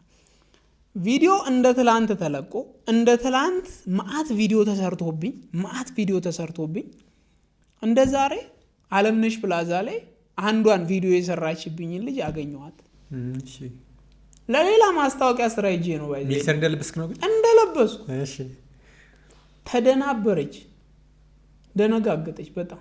ከዛ ነው ያራ ሶሪ ልልሽ ነው ምናምን እና ያው አንቺን ስላገኘው በዚህ አጋጣሚ ቪዲዮ ለምን አብረን አንሰራም? የይቅርታ ቪዲዮ እናንተ እንዳሰባችሁት አይደለም። እነሱ ምንድነው አንድ ሚሊተሪ የለበሰ ሰው ለሴት ልጅ ሪስፔክት ከሌለው እንደ ሀገር ወድቀናል ነው። በአንድ ሞመንት በእኔ ሙሉ ተቋሙ ሙሉ ሚሊተሪው ሙሉ ተወቀሰ ማለት ነው። መንግስት ሁላ ሳይቀር ተወቀሰ። እኔ ደግሞ ምን አልኩኝ? አንደኛ እኔ እንደ ግለሰብ ልጠየቅ አልኳት። ሁለተኛ ደግሞ እኔ እንደምታስቡት ለሴት ልጅ ዲስሪስፔክት ኖሮኝ ወይም ክብር ለማሳጣት ፈልጌ ሳይሆን በሰዓቱ ያጋጠመኝን ሞመንት የፈታሁት በዛ መንገድ ነው ብዬ ማውራቴ ምናልባት ያንን ነገር ማውራት አልነበረብኝም፣ ግን አወራሁት። በቃ ሶሪ እና መላው ኢትዮጵያ ሴቶችን ይቅርታ ማለት እፈልጋለሁ ብዬ በእሷ ላይ ሰራው። እኔ መስሪያ ቤቱ ሳይሰማ ያ ቪዲዮ ተለቋል። ምን ሀፕን እንዳረገ ሳያውቁ ሪፖርት ብቻ በስልክ ተደውሎ እንዲህ የሚባል የእናንተ አባል ነው ወይ እና ወጥቶ ስለ ሴቶች ያወራው ነገር ልክ አይደለም ምናምን ተብሎ ሪፖርት ሲደረግ እኔ የይቅርታ ቪዲዮ ለቅቄያለሁ። ያ ቪዲዮ በሰዓታት ውስጥ ሚሊዮን ነው የታየው። ከዛ ጉዳዩን አቀዘቀዝኩት ማለት ነው። ያ ጉዳይ ግን ቢሮ እንደ ህዝብ ግን ይቅርታ መጠየቅ የለብም ነው የተባልኩት። ጆን ዳንኤል አልወርድም ሲል ልክ ነህ እንዳለው ህዝብ ማለት ነው። እኔ ይቅርታ ስል እኔ ይቅርታ ያልኩበት ምክንያት እኔ እዛ ጋር ሚሊተሪ ሆኜ ያን ቃል መናገሬ ትክክል አይደለም። ለምን የለበስኩት ልብስ ሀገርን ነው የሚወክለው፣ ትልቅ ተቋምን ነው ማለት በቃ ይሄ ጠቅላይ ሚኒስትራችን እኮ ጠዋት ሪፖርት ከሚቀበሏቸው ተቋማት አንዱ ፌደራል ነው አይደል? ጠዋት ከእንቅልፉ እንደተነሳ የጸጥታ ጉዳይ ስለሆነ በቃ እንዴት አደረች ሀገሪቷ ብሎ ቼክ የሚያደርገው አንደኛው የኛን ተቋም ነው። ስለዚህ ይህ ተቋም በጣም ትልቅ ሂውጅ ተቋም ነው። እዚህ ተቋም ላይ ያንን ልብስ ለብሼ ያንን ነገር ማድረግ ስህተት ነው። ኦፍኮርስ ይቅርታ አልኩኝ። ሲቪል ለብሼ ያን ብል ጉዳዩ አይሰነጠቅም። ለምን ከኔ የባሰ ዊርድ ነገር የተናገሩ ሰዎች ኦፍኮርስ እስካሁን ዘና ብለው ይሄዳሉ። እኔ ግን እዛ ጋር ተቀጠቀጥኩኝ። ከዛ ያ ነገር ሀብን አረገ። ተቋም ላይ ክስ መጣብኝ ምናምን፣ ግምገማ ገባው። ከዚህ በኋላ አንድ ፖድካስት ላይ እንዳትቀርብ ተብሎ ማስጠንቀቂያ ተሰጠኝ። ከዛ እሺ ብዬ በሚሊተሪ ፖድካስት ለመጀመሪያ ጊዜ ያቆምኩት እዛ ጋር ወቸው ጉር ዘላስት ፖድካስት ነበረ ሚሊተሪ ለብሼ እንትን ያወራውበት ማለት ነው። እሱ ጋር ያወራው ነው እዛ የሚያደርሰህ ያስቆምህም እሱ ነው። በቃ አይገርምም? በጣም ቫይራል የወጣ ጉዳይ ነው። ደግሞ 2 ሰዓት ያወራውትን መልካም ነገር ሳይሆን ያቺ የደቂቃዎች ወሬ አንዳንዴ በ5 ደቂቃ ወይም በ3 ደቂቃ ንግግርህ የሙሉ ጊዜ የህይወት ስራህን ታጣው ትችላለና ያንን መናገርህ በስራህ ላይ ማለት ስራህን ላይ የፈጠረው ነገር ነበር። የኔ ጉዳይ ሲሪየስ ሆኖ ከታየ ኢማጂን አይን ሊበዛብኝ እንደሚችል። ከዛ በኋላ እያንዳንዱ እርምጃ በጣም በጭንቀት ነበር። ይሄ ነገር ደግሞ መጥፎ ነገር ያመጣብኝ ይሆን እንደዚህ መስራቴ፣ ይሄን ቪዲዮ መልቀቄ ምናልባት እስከ ላይ ያስጠይቀኝ ይሆን የሚል ፊር በጣም ነው የተቆጣጠረኝ። ከዛ በኋላ ነፃነቴን አጣሁ። ለምን እንደነገርኩ ነው። በቃ እያንዳንዱ የስልክ ቅጂ ስቃይ ነበረ። በቃ ማለት ይሄ ማወራው ነገር ምናምን ሚል ፍርሃት ውስጥ ገባው። መጨረሻ ላይ የመታሰሩም ነገር የመጣው ከዛ በኋላ ነው።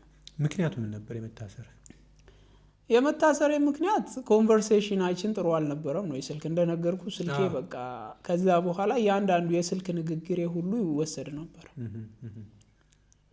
በቃ ትኩረት ሳብኩ። አንዳንዴ ደስ ይለኛል እውነቱን ስነግር ማለት እኔ አንድ ትላንት የመጣው ማርያምን የምሬን ነው ማለት እንደዚህ የማን በቃ ምንም እዚህ ግባ የማልባል ልጅ ድንገት ተነስቼ አጀንዳ መሆኔም በጣም ደስ ይለኛል። ምን ኢምፓክት አምጥቻለሁ። የዚህ ዘመን ቲክቶክ ወይም ደግሞ ሶሻል ሚዲያውም ይሄን ይፈልጋል። በቃ አጀንዳ መሆን አለብህ። አንዳንዴ ደስ ይለኛል እንዴ በቃ እኔ መነጋገሪያ መሆኔ በእኔ ራሱ አመራሮች መሰበሰባቸው በጣም ኩራት ይሰማኛል እላለሁ። አንዳንዴ ተነስቼ ለራሴ ማለት አንዳንዴ ደግሞ እያንዳንዱ ነገሬ ነፃነት አልባ ሲሆን ደግሞ ይሰማኛል። ለምሳሌ ፖድካስቶች ላይ እጄ በነፃነት ማወራ ልጅ ፖድካስት መምረጥ ጀመርኩ። ማገኛቸውን ሰዎች መምረጥ ጀመርኩ። አንዳንዴ ጠያቂውም አንተን ጎል ውስጥ ሊከት ስለሚችል እያንዳንዱን ነገር በቃ በጥንቃቄ መራመድ ጀመርኩኝ። ከዛ የሆነ ጊዜ ምን አፕን አረገ፣ የምለቃቸው የቲክቶክ ኮንተንቶች ሁሉ እንትን መባል ጀመሩ፣ ፊልተር መደረግ ጀመሩ። የቻሪቲ ስራ ምሰራ ነበር በግሌ ፐርሰናሊ በማገኘው ገቢ፣ ከዛም ከደሞዜም ከማስታወቂያም ከማገኘው ገቢ ለሰዎች የሚችለውን ምሳም አንድ ምሳም ትሁን ውሃም ትሁን ገዛሉ። ያን ማረገው በካሜራ እያሳየው ለመጽደቅ አይደለም። ኦብቪየስሊ ሚሊተሪው በሰው ዘንድ እንዲወደድ ነው እስከዛ ጊዜ ድረስ ያን ማረገው።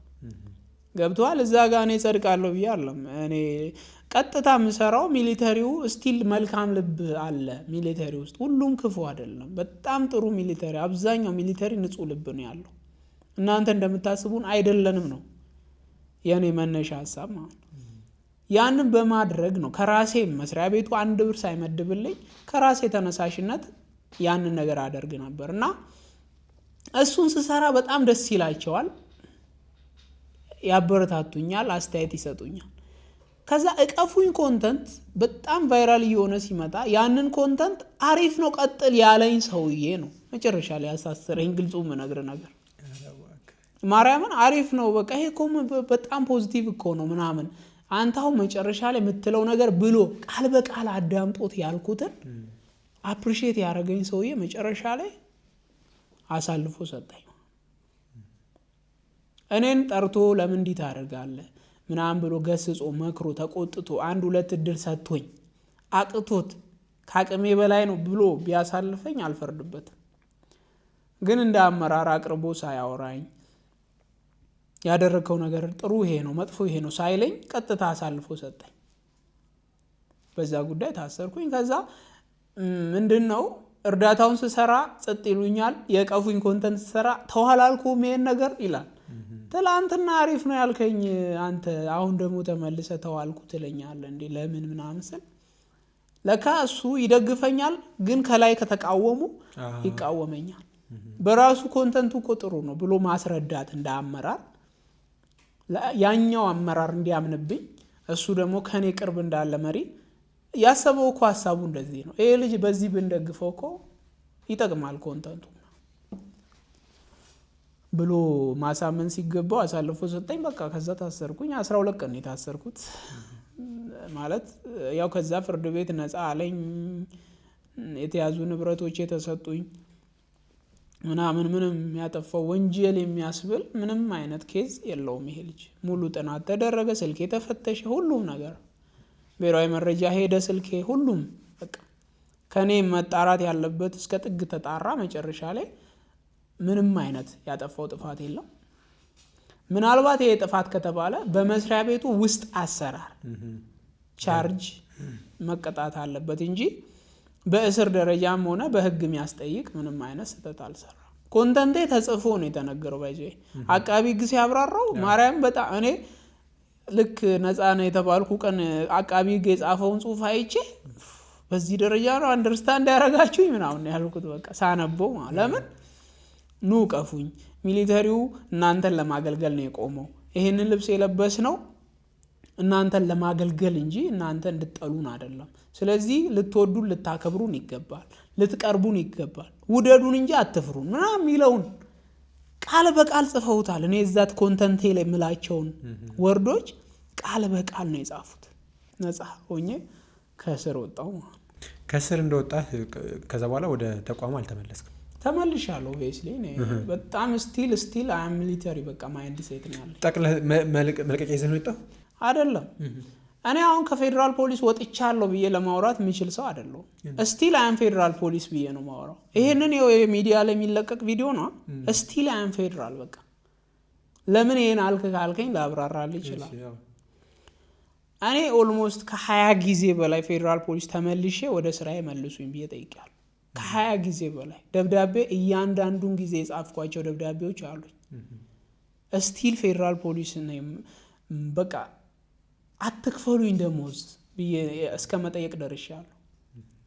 ምናልባት እኔ መመለስ የምፈልገው ለደሞዝ ለጥቅማ ጥቅም ምናምን መስሏችሁ ከሆነ እኔ ዲሲፕሊኔን አይታችሁ ደሞዝ የምትፈልጉ ሳክፈሉኝ፣ አሁን ግን በነፃ ሁሉ ላገልግለው ተቋሙ ብዬ ጠይቄያለሁ።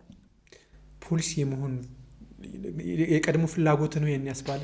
እኔ ሚሊተሪውን በቃ አልገባህም፣ በጣም ነው የምወደው ማለት የኔ ደግሞ የኔ ኢንተረስት የኔ የውስጥ ሀሳብ የሆነ የሚደግፈው አመራር ሲያገኝ በቲቪ ደረጃ መሰራት የሚችል ሀሳብ በቲቪ ደረጃ በቲክቶክ አይደለም። ቲቪ አንድ ኮንተንት አንድ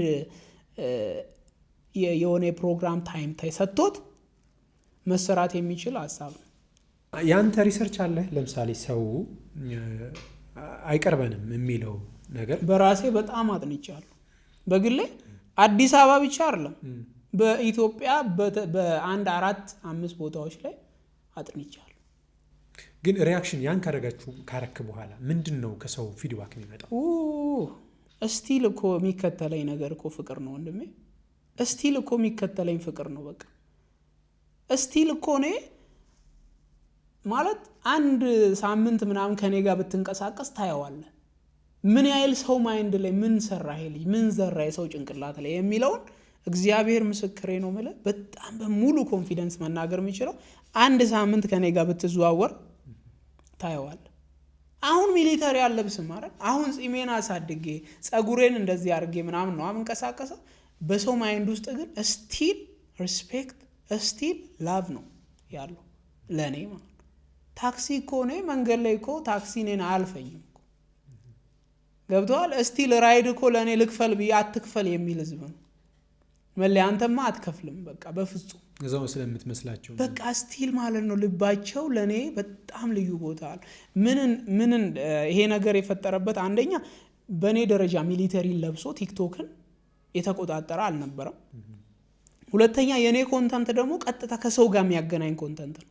አሁን እኮ ፎሎወር ያላቸው ሚሊተሪዎች አሉ እና ኮንተንት የሚለቁ ሚሊተሪዎች አሉ። የኔ ግን ቀጥታ ያገናኛል ከህዝብ ጋር ገብቷል። እቀፊኝ ነው በግድ ምታቅፊኝ ደግሞ እንዳትፈሪኝ እንድትወጂኝ ነው ምታቅፊኝ ደግሞ ይሄ ሚሊተሪ ስታቅፊ ላይ ሰው እንደሆን እንድታስታውሺ ነው። ሰው እንደሆን ይረሳል አንዳንዴ። ግን አንዳንዴ ኦፌንድ አይሆንም። ለምሳሌ ሰው ነይ ቀፊ ውስጥ ሰው አይቻሉ ቪዲዮ በጣም ደንግጠው ፈራለሁ። ካለ ፍላጎታቸው ማሳቀፍ አላስገድድም። መጀመሪያ የፕራንኩ ሀሳብ ምን መሰለ? ሚሊተሪ የለበሰው ሰው ነይ ሲልህ ና ሲልህ አንተ ኤክስፔክት የምታደርገው ነገር አለ አይደል? ወደ ህግ ነው ይዞ ይልሄድ ነው ኮምፕሊትሊ በቃ ወይ ሊመታኝ ነው ወይ ሊያሳስረኝ ነው ወይ የሆነ ጥፋት አጥፍቻለሁ ምን አይቶብኝ ነው እያልክ መቶ ነገር ነው የምታስበው በዛ ሞመንት ማለት። ልክ ነይ ብያት እኔ ጋር ስደርስ እጄን ዘርግቼ እቀፊኝ ስል ምንድን ነው ፊልም ታረ አየህ፣ ያንን ሪያክሽን በካሜራ መውሰድ ነው የኔ ዓላማ። ይሄን ደግሞ እኛ እኮ አይደለንም እኮ ያመጣ ነው። እኔ እዚህ 8 እና 10 ዓመት አገልግዬ እኮ አይደለም ይሄንን ያመጣሁት። ከመጀመሪያ የተሰራ ነገር አለ እኮ ገብቶሃል? ያ ነገር ነው ሰው ማይንድ ላይ የቀረው። ያንን ማጥፋት ነው የምፈልገው። ለምን በዚህ ዘመን ያ አያዋጣንማ። ገብቶሃል የምልህ አሁን ባለንበት ጄኔሬሽን ለውጥ ላይ አንተም ተለውጠ መቅረብ አለብህ ወደ ህዝቡ ነው። ራስን አፕዴት አድርገህ መቅረብ አለብህ ነው።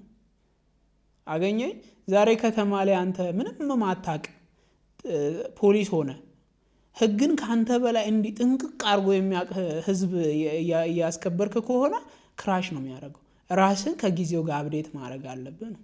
እንደ ተቋምም ራሳችንን በዚህ መንገድ ወደ ህዝብ ማቅረብ አለብን ብዬ ስላሰብኩ ፕሮፖዛል አቀረብኩ። በሪስፔክት ነው የገባሁት። እኔ ዝም ብሎ ሳይሆን ጽፌ እንደዚህ ሀሳብ አለኝ ብዬ ነው የገባሁት።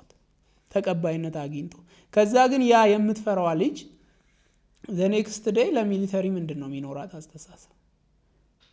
እስከ ዛሬ የነበራትን ፍራቻ አንድ ጊዜ አቅፌ ካጠፋውላት ኔክስት ዴይ ሚሊተሪ ስታይ እኔ ትዝ እላታለሁ። እኔ ያልኳት ነገር ትዝ ይላታል። ከዛ ሁሉንም መሌን በምትወድበት መውደድ ትወዳለች ማለት ነው። መሌ አሁንም ድረስ ግን ናፍቆቱ አልወጣልም ይመስለኛል። በኢየሱስም ያ ስቲል በእርግጥ እነሱም ባይዘው አልወጣውላቸውም። እንዴት? በጣም ጥሩ ጥያቄ ነው። እኔ ብቻ ሳለው ሚሊተሪውን ያልወጣልኝ አመራሮች ራሱን ያልወጣውላቸው ስቲል መቀበል ይፈልጋሉ ምናምን ማለት ላይክ እኔ ተመልሼ በጥሩ ምናምን በሚፈልጉት መስመር በሄድላቸው ይፈልጋሉ። ለምን እኔ የሆነ ሰዓት ሞተ ተብሎ ተወርቶ ነበር። ማርያምን ሚዲያ ላይ በጣም ጠፋው ታስሬ። ከዛ ስወጣ ደግሞ ኢነርጂ አጣው ብዙ ነገር ብቻ ኢነርጂ ስታጣ ደግሞ ተመልሰ ኮንተንት ክሬት ማድረግ። ከዛ ተቋሙ ደግሞ ከዚህ በኋላ በሚሊተሪ ምንም አይነት ቪዲዮ እንዳለቅ ብሎ ሲያግድህ ከዛ ያንን ጫኗ ተቋቁመ ተመልሰ ክሬተር መሆን በጣም ማይንድ ሴት ይፈልጋልና በመሀልም ላይፌ ላይ ብዙ መሰናክሎች ገጠሙኝና ትንሽ ጠፋ አልኩኝ ከሚዲያ። ጠፋ በምልበት ሰዓት ገደሉት ምናምን ተብሎ መሌ ፌዳው ከዚህ ዓለም በሞት ተለየ ተብሎ በጣም ተራገበ። በጣም ቫይራል ወጣ በቃ ዜናው። በጣም ሰርፕራይዝ የሆንኩት ያኔ ነው።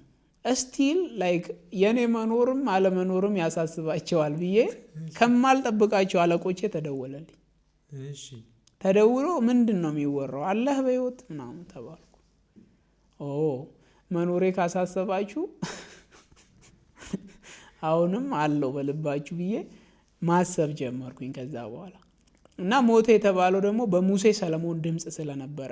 ሙሴ ሰለሞን የሰራው ዜናው አይደለም። በዛ ሰዓት ሙሴ ሰለሞን በጣም ቫይራል ነው፣ በጣም ታማኝ ነው፣ በጣም በቃ ተደማጭ ነው። ብሩክ ኒውስ እንኳን አሁን ያለውን ተጽዕኖ የለውም ያኔ። በሙሴ ሰለሞን ድምፅ ለሌላ ሰው ከዚህ ዓለም በሞት ተለየ ብሎ የሰራውን አመጡትና እኔ ስታሰር ደግሞ ሙሴ ሰለሞን መሌ ፌዳው በመባል የሚታወቀው ቲክቶከር በፖሊስ ቁጥጥር ስር ዋለ ብሎ የሰራዋትን አገጣጠመዋል። በቃ በፖሊስ ቁጥጥር ስር ዋለ የምትለዋን ከዚህ ዓለም በሞት ተለየ በሚል አብዴት አድርገው ይለቁታል ማለት ነው። ከዛ የሙሴ ታማኝነት በሰዓት የነበረው የኔ መጥፋት መታሰሬ በቃ መንግስት ነው ያስገደለው ተባለ። በጣም ቀውጥ ሆነ። ከቤተሰብ ተደወለ ምናምን በጣም ነው ቫይራል። በሰዓታት ውስጥ የሆነ ሰዓታት ውስጥ 500,000 ሰው ጋር ደርሷል ቪዲዮ። አዲስ አካውንት ነው ባይዞ ትልቅ አካውንት እንዳይመስል 1,000 ሰው ምናምን የሚከተለው አካውንት ነው። ምን ያህል በዛ ሰዓት ነገሩ ሴንሲቲቭ እንደሆነ ነው የምነግርህ። በዛ ሰዓት በቃ ደውለው ቼክ አረጉኝ ምናምን እና እኔ ደግሞ በመሃል ሄጄ ጠይቃለሁ። እንዴት ነው ስራ? እገባለሁ ቢሮ። አሁን እኔ ዛሬ ከዚህ ፖድካስት በኋላ መሄድ ይችላል። ለምን መሰለህ? እኔ ሰርቄ አይደለም የወጣሁት። ተቋሙን የሚያሰድብ ወይም ተቋሙን የሚያጠለሽ ነገር ሰርቼ አልወጣሁም። ፖለቲካ ውስጥ አልተገኘውም፣ ዘር ውስጥ አልተገኘውም፣ ሃይማኖት አጀንዳ ውስጥ አልገባውም። ገባ? ክሊር ፖሊስ ነኝ፣ ንጹህ የሆንኩ ፖሊስ ነኝ። ገብቶሃል? ስለዚህ ለምንድን ነው የምሸሸው? እኔ ተቋሜን አሁን ሄጄን የፌዴራል አመራሮቼን አለቆቼን ሰላም ማለት ይችላል። እስከዚህ ኮንፊደንስ አለኝ። ምን አረኩ? ሚዲያ ለፊት ለፊት እዚህ እጃቸው ላይ ያለው ሰው ነኝ እኮ። በሬን አንኳክተው እኔን ማሰር ይችላሉ። ምንም ገባ? ከነሱ እንኳን ለመሸሽ ቤት እንኳን አልቀየርኩም። እኔ ምንም ያጠፋሁት በጣም ኮንፊደንስ አለኝ እኔ በተቋሜ ላይ። እስከ ታሰርኩበት ጊዜ ድረስ ፌዴራል ፖሊስ ኦፊሻሊ ለእኔ በግሌ ከዚህ በኋላ በሚሊታሪ ኮንተንት እንዳትሰራ ብሎ እስካገደኝ ድረስ እኔ ተቋሜን የሚጠቅም ስራ እንደሰራው ነው ማምነው 100%። ቅድም ስታወራኝ ኦፕሬሽን ላይ ደሚዶሎ የቦምብ ሲፈነዳ ፍንዳታው በተደጋጋሚ ያው ወንጀል መከላከል ስትሆን ኦፕሬሽን ትሄዳለህ። በጣም ማትረሳው ከነገርህ ውጪ ለህይወትም አስጊ የነበረ ገጠመኝ ይኖራል? እኔ እግዚአብሔር በሚያውቀው መድኃኒዓለምን ማመሰግነው ከኔ በኋላ ግዳጅ ሄደው ጓደኞቼ ካዩት መከራ አንጻር ሲታይ የኔ መከራ አልነበረም። ጀስት መዝናናት ነው። ግዳጅ ሄዶ አዲስ ማህበረሰብ መተዋወቅ፣ አዲስ ባህል መማር፣ አዲስ ካልቸር ማወቅ፣ ከዛ ኢትዮጵያ ምን አይነት ቫራይቲ እንዳለን ምን አይነት በቃ ደስ የሚል ነገር እንዳለን ነው የተማርኩት እንጂ ከባድ የሚባል በቃ ከሞትና ከህይወት የሚያተርፍ ነገር አሳልፍ ያለው ብዬ አላምነው። ለምን ከኔ በኋላ የሄዱ ጓደኞቼ የደረሰባቸውን ያጋጠማቸውን ሙሉ አየውኝ። እንደገባ ደግሞ እኛ ሀገር ውስጥ 2008 ላይ ገባ። በጣም ከባድ ጊዜ ነው። 10 ትንሽ ከባድ ነበር ብዬ 10 ደግሞ ልክ ጠቅላይ ሚኒስትራችን ወደ ስልጣን የመጡበት አመት ነው። ከዛ የዛኔ ነው ደምቢዶሎ የሄድኩት። ለኔ ከባዱ ሞመንት ያ ነበር። አንደኛ ከከተማ የወጣሁት ለመጀመሪያ ጊዜ ነው። ሁለተኛ ሪያሊቲ በቃ የተዘጋ ከተማ ለማስከፈት ሄድ ነው እኛ ነበር። ስንገባ የመጀመሪያ ምሽት ላይ ነው ቦምብ የተጣለብን። ቅድም እንደነገርኩ ያ ቦምብ የመጀመሪያ የተጋፈጥኩት ከባድ ድምጽ ነበር እና በጣም በቃ በጣም ሰርፕራይዝ ማለት በቃ ምን በዛ ሰዓት ምን ፊል እያረኩ እንደሆነ አሁን እኔ አንደርስታንድ ላረገው አልችልም። ድንጋጤን ምናምን ደግሞ እኛ ደክሞን ከአዲስ አበባ ቀጥታ እዛ ገብተን ደክሞን ከስክሳችንን አውልቀን እግራችንን ምናምን ታጥበን በስሊፐር ነን። ከዛ እርቦናል አስቃጥላ ቀደን ምናምን ልንበላ ስንል ነው የፈነዳው። አስቃጥላውን ደፋፍተን በስሊፐር መሳሪያ አንዱ ያንዱን መሳሪያ ሁሉ አንስቷል በድንጋጤ። እኔ አንተን ሁሉ አንስቼ ልወጣ እችላለሁ። ስንወጣ ደግሞ ለመጀመሪያ ጊዜ for the first time ጓደኞቻችን በፍንጣሪ ተመተው ደም ምናምን ቦታውን ወርሶታል ማለት ነው። በደም ተጨመላልቋል በቃ ቦታው። ከዛውን የኛ ልጆች ተጎዱብን ምናምን፣ የተወሰኑ ቆሳሰሉ፣ የሞተ የለም ቆሳሰሉ። ከዛ በኋላ ዛት ታይም ከተማውን ተቆጣጠር ነው በቃ ወደ ነበረበት ሰላም ተቆጣጠር ነው በቃ በመንግስት ሰራዊት ቁጥጥር ስር ዋለ ከተማው ማለት። ከዛ በኋላ 1-3 ቀን ንግድ ምናምን ተቋረጠ፣ ከተማ ውስጥ እንቅስቃሴ ተቋረጠ። ህዝቡ ቤቱ ዘግቶ 3 ቀን ምናምን ቁጭ አለ። እኛ በጣም እርግጠኛ ስንሆን በቃ ንግድ ምናምን እንዲካሄድ በግድ አስከፈትናቸው። ለምን መዋቅር ሁሉ አልነበረም፣ ካቢኔ ከንቲባ ምናምን የሚባለው ሁሉ አልነበረም እኛ ስንሄድ። ለዛ ነው ለመጀመሪያ ጊዜ ቻሌንጅ ብዬ ማስበው ነው የመጀመሪያ በቃ። ከዛ በኋላ ኤክስፔሪያንሱም እየጨመረ ስለሚመጣ ብዙ አይሞቅህም አይበርድህም። ከዛ ጎንደርም ሄጅ ያለው ቅማንትና ልዩ ኃይል በተጣሉ ሰዓት ሄጅ ያለው ምናምን በቃ እንደዛ ብቻ ልክ እንደገባን ጥሩ አልነበረም እኛ።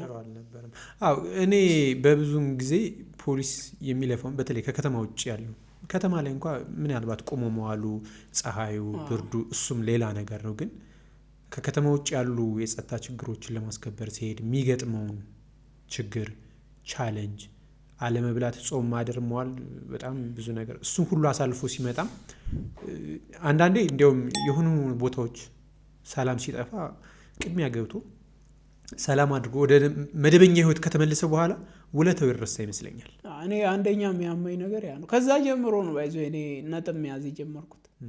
ከዛ ጀምሮ ምን ማለት መሰለ ፌደራል ፖሊስ በተለይ እኔ ፌደራል ስለሆንኩ አይደለም ባይዞ ስለሆንኩም ከሆነ ይሁን እኔ ጉዳይ አይደለም። ግን እኔ የተሰማኝን ደግሞ እዚህ ጋር ትንሽ ማውራት ከቻልኩና ካሜራ ከተደቀነልኝ ማይክ ከተሰጠኝ የሆነ ድምጽ መሆን እፈልጋለሁ። የሆነ በቃ የሚገባውን ቦታ ምስጋና አግኝቷል ብዬ ማላስበው ተቋም አንዱ ፌደራል ፖሊስ ነው ብዬ ነው ማምነው በግሌ። ለምን ከሚሰራው ስራ ከሚከፍለው ዋጋ አንጻር በቂ ሪስፔክት አግኝቷል ብዬ አላስብም። እና በህዝብም ሁሌ እንደ መጥፎ እየታየን እንቀጥላለን። እዛ ጋር የምንከፍለው ዋጋ ግን አይቆጠርልንም። ለምሳሌ መዋቅሩ የፈረሰ ከተማ መዋቅር እንዲያገኝ ያደርጋል ፌደራል። ተመልሶ የመንግስት ስርዓት የመንግስት አስተዳደር ወደ ስራ እንዲገባ መምህራን ትምህርታቸውን እንዲቀጥሉ ባይዘ ትምህርት ቆሞ ሁሉ ሄደን ትምህርት አስጀምረን እናውቃለን። ትልቅ ዩኒቨርሲቲ ባይዘ ስሙን መጥቀስ ስለማልፈልግ ነው። ትልቅ ዩኒቨርሲቲ አገራችን ላይ በጣም አሉ ከሚባሉ ቶፕ 5 ዩኒቨርሲቲዎች ከጠራህ አንዱ የሆነ ዩኒቨርሲቲ ትምህርት አቆሞ መምህራን ጠፍተው ሂደን ግን መምህራን በግድ እንዲመለሱ አድርገን ተማሪ መማር የሚፈልግ እንዲመለስ አድርገን መማር ማይፈልገውን ደግሞ በሚያስፈልገው ህግ አግባብ እየቀጣን ትምህርቱ ቀጥሎ ያ ዩኒቨርሲቲ ተማሪዎችን አስመርቆ ለኛ የምስጋና ሰርቲፊኬት ሰጥቶን ያውቃል። ይሄንን ስል አብረውኝ የነበሩ ምን ዩኒቨርሲቲ እንደሆነ በደንብ ያውቁታል። ተቋማችንም ተመስግኖ የኛም ሻለቃ ተመስግና በሪስፔክት በክብር በተለይ ጸረ ሽብር እጅግ በጣም ከፍተኛውን የፌደራል የጀግንነት ስራ የምትሰራ ተቋም ናት። በሷ ውስጥ ነው ደግሞ ነው ያደኩት ማለት ነው። ስለዚህ የሚገባውን ሪስፔክት የሚገባውን ምስጋና አገኘ ብዬ አላምነው። ስለዚህ ያንን ደግሞ እኔ ላይክ ድምጽ መሆን በሚችልበት ሰዓት መሆን አለብኝ ብዬ ስለማስብ ያንን ለመሆን ነበረ ወደ ሚዲያ የመጣሁት። መሌ ያው ህልሜን እየኖርኩ ነው የሚል ሀሳብ ስታነሳም አሁንም የራስን ህልም እንደሆነ ነው። ግን እንደ አንድ ወጣት ህልምህን እስከምን ድረስ ነው የሚለው እናንሳ። ህልሜን አግኝቼዋለሁ ማለት ግን አሳክቼዋለሁ ማለት አይደለም። እኔ አንድ ሰው ህልሙን አግኝቼዋለሁ ብሎ እርግጠኛ ከሆነ እንዳሳካው ስለምቆጥረው ነው። በዛ በጣም ደስተኛ ነኝ። ለምን ካልከኝ ጆርኒው ነው የመጀመሪያው። ሀዲዱን አግኝተኸዋል ወይ ነው። የት እየሄድክ እንደሆነ ታውቃለህ፣ መነሻህን ታውቀዋለህ፣ መድረሻህንስ ታውቀዋለህ። ይሄንን ሶስቱን ነገር ካወቅ በቃ ህልምህን አግኝተዋል ብዬ ነው የማምነው። እኔ አሁን መነሻዬን አውቄዋለሁ፣ የት መሄድ እንደምፈልግ ለይቼዋለሁ። ከዛ አት ዘ ኤንድ ኦፍ ዘ ዴይ መሄድ ጀምሬያለሁ። እዛ ሰክሰስ ላይ ግን ገና ለመድረስ ብዙ ውጣ ውረዶች ይገጥሙኛል። የመጀመሪያው መንገዴ እንግዲህ ሶሻል ሚዲያ ነው፣ እንደምታየው ነው። እሱን መንገድ ላይ ነኝ። 710,000 ቲክቶክ ላይ አለ። ኦፍ ኮርስ ዩቲዩብ ላይ ወደ ስንት አለ? ከ69,000 ሰው በላይ። እንግዲህ ይህ ሁሉ ይከተላል። ተጽዕኖ ፈጣሪ ነው ብለህ ታስባለህ? አዎ፣ በመልካም ያው ተጽዕኖ በመጥፎም በጥሩም መንገድ መፍጠር ትችላለህ። ግን በመልካሙ ተጽዕኖ ፈጣሪ ነኝ። ኢንፍሉዌንሰር ነኝ። ኢንፍሉዌንስ አደርጋለሁ የሆኑ ሰዎችን። አዎ፣ ኢንፍሉዌንሰር ሲባል ብዙ ሰው ክርክር አለበት። ማን ነው ኢንፍሉዌንሰር? እንዴት ነው ኢንፍሉዌንስ የሚያደርገው? በምን መንገድ የሚል ጥያቄ ሁሌም ይነሳል። በተለይ የተወሰኑ ግሩፖች በምንም ይሁን ኢንፍሉዌንስ ማድረግ ከቻል ሀረክ ነው። በአንድ በኩል ደግሞ ኢንፍሉዌንሰር ማድረግ መቻል አለብህ ለማህበረሰቡ የሆነ ኢምፓክት ያለው ነገር ነው የሚያነሳሉ። በእኛ ሀገር የቲክቶከር እንቅስቃሴ ውስጥ የቲክቶክ ስራ ውስጥ የኢንፍሉዌንሰሮች ሚና ላይ ምን የምትለው ነገር አለ? ኢንፍሉዌንሰር እንደሆነ አለማመን ነው አሁን ትልቁ ችግር። ምን ማለት መሰለ፣ አንድ ከ100,000 በላይ ተከታይ ያለው ቲክቶከር ለራሱ የሚሰጠው ግምት እጅግ በጣም የወረደ ነው። ገብተዋል? ላይቭ ላይ ወጥቶ ሲያወራ ሪስፔክት አያደርግም። ኮንተንት ሲሰራ ይሄ ነገር ፊውቸር ላይ ምን ያመጣብኛል ብሎ አያስብም። ከዛ ምን ይፈጠራል? ኢንፍሉዌንሰር መሆኑን ገና እሱ ራሱ አክሴፕት አላደረገውም ማለት ነው። የመጀመሪያው ጥያቄ ነግሬሃለሁ ቅድም። አንተ ለራሴ የምትሰጠው ክብር፣ አንተ ለራሴ የምትሰጠው ግምት ነው። ገብተዋል?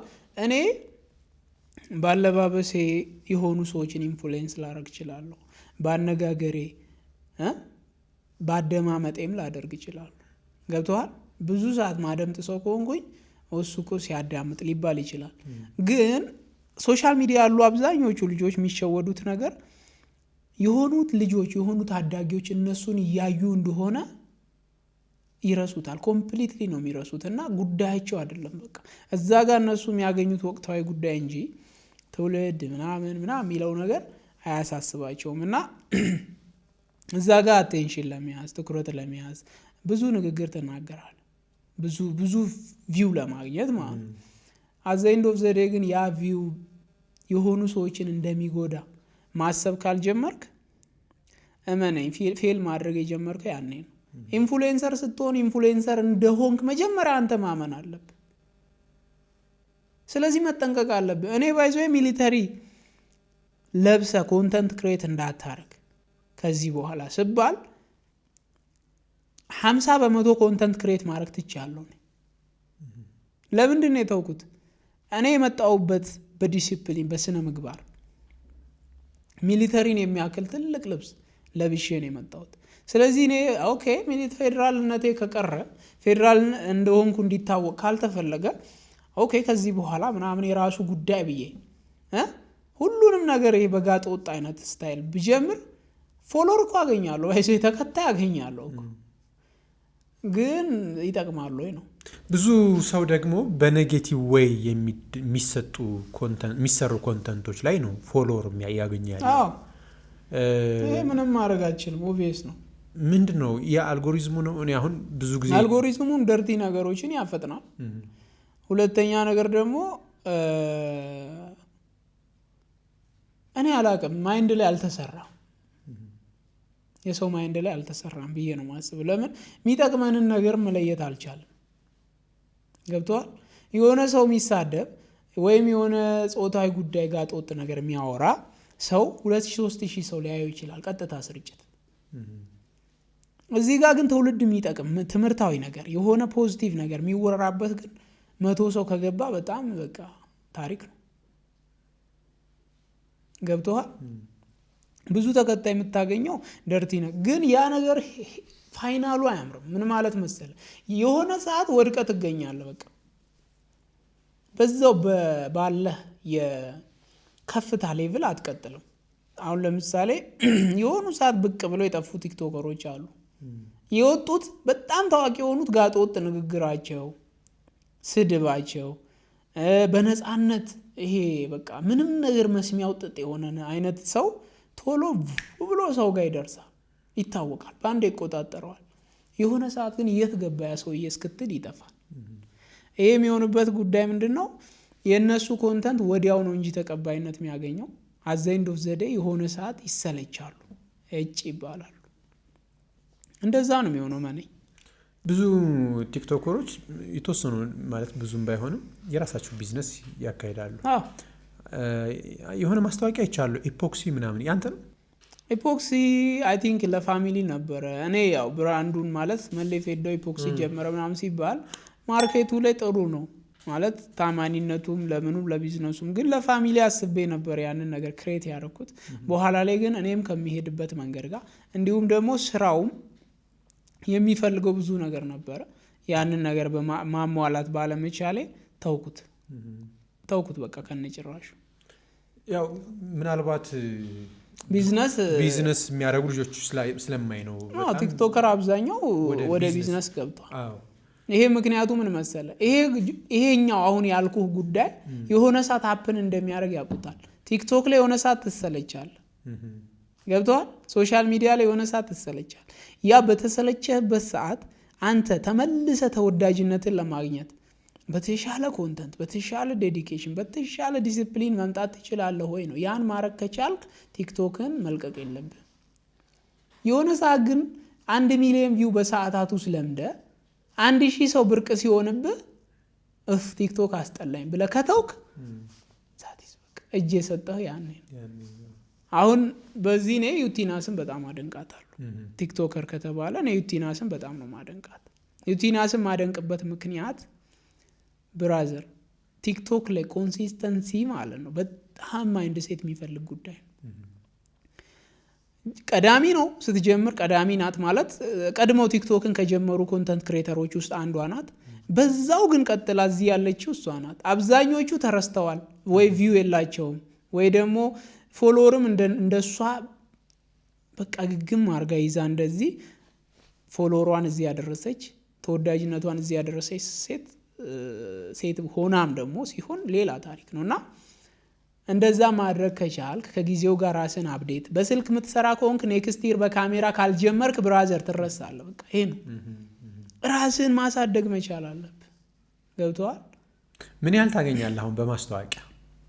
ማለት ብዙ ሰዎች ቲክቶክ ሲጀምሩ ያው ብዙ ፎሎወር ካለን ማስታወቂያ እናገኛለን የሚለዋል። የኮንተንት ጉዳይ ብዙ ሰው ሳያሳስበው ያለው ዝም ብሎ ፎሎወርን ካገኘን ማስታወቂያ እናገኛለን የሚል።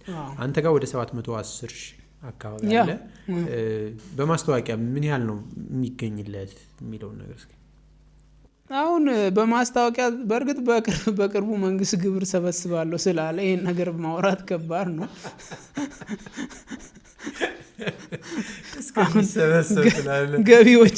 ገቢዎች እኛ ጋር መጥተዋል፣ ቁጥጥር ጀምረዋል፣ ቼክ ማድረግ ጀምረዋል እና ወደ ተግባርም ተገብተዋል። ዜናውን ሰምተው ሊሆን ይችላል። አይ ቲንክ ሶ። ግን አንድ ቪዲዮ ማስታወቂያ ዝቅተኛው 50 ሺህ ብር ነው ምንሰራው እኛ።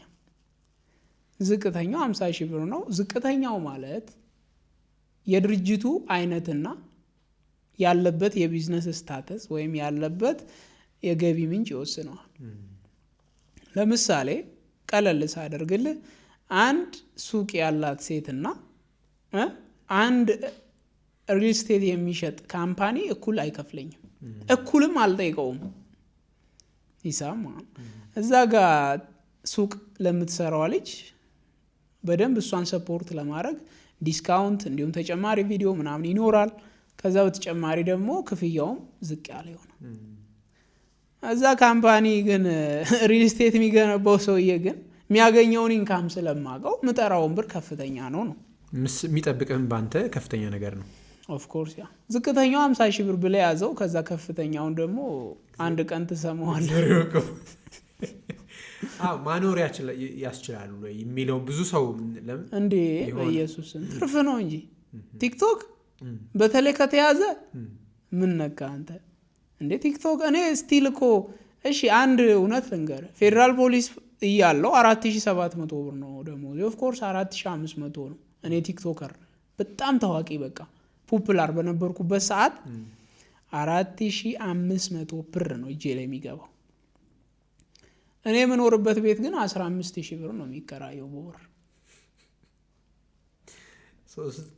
በቃ ይሄ መልስ እኮ ነው። በቃ ያኖርሃል ወይ? በዛ ሰዓት እንደዛ ነበር የምከፍለው ነው።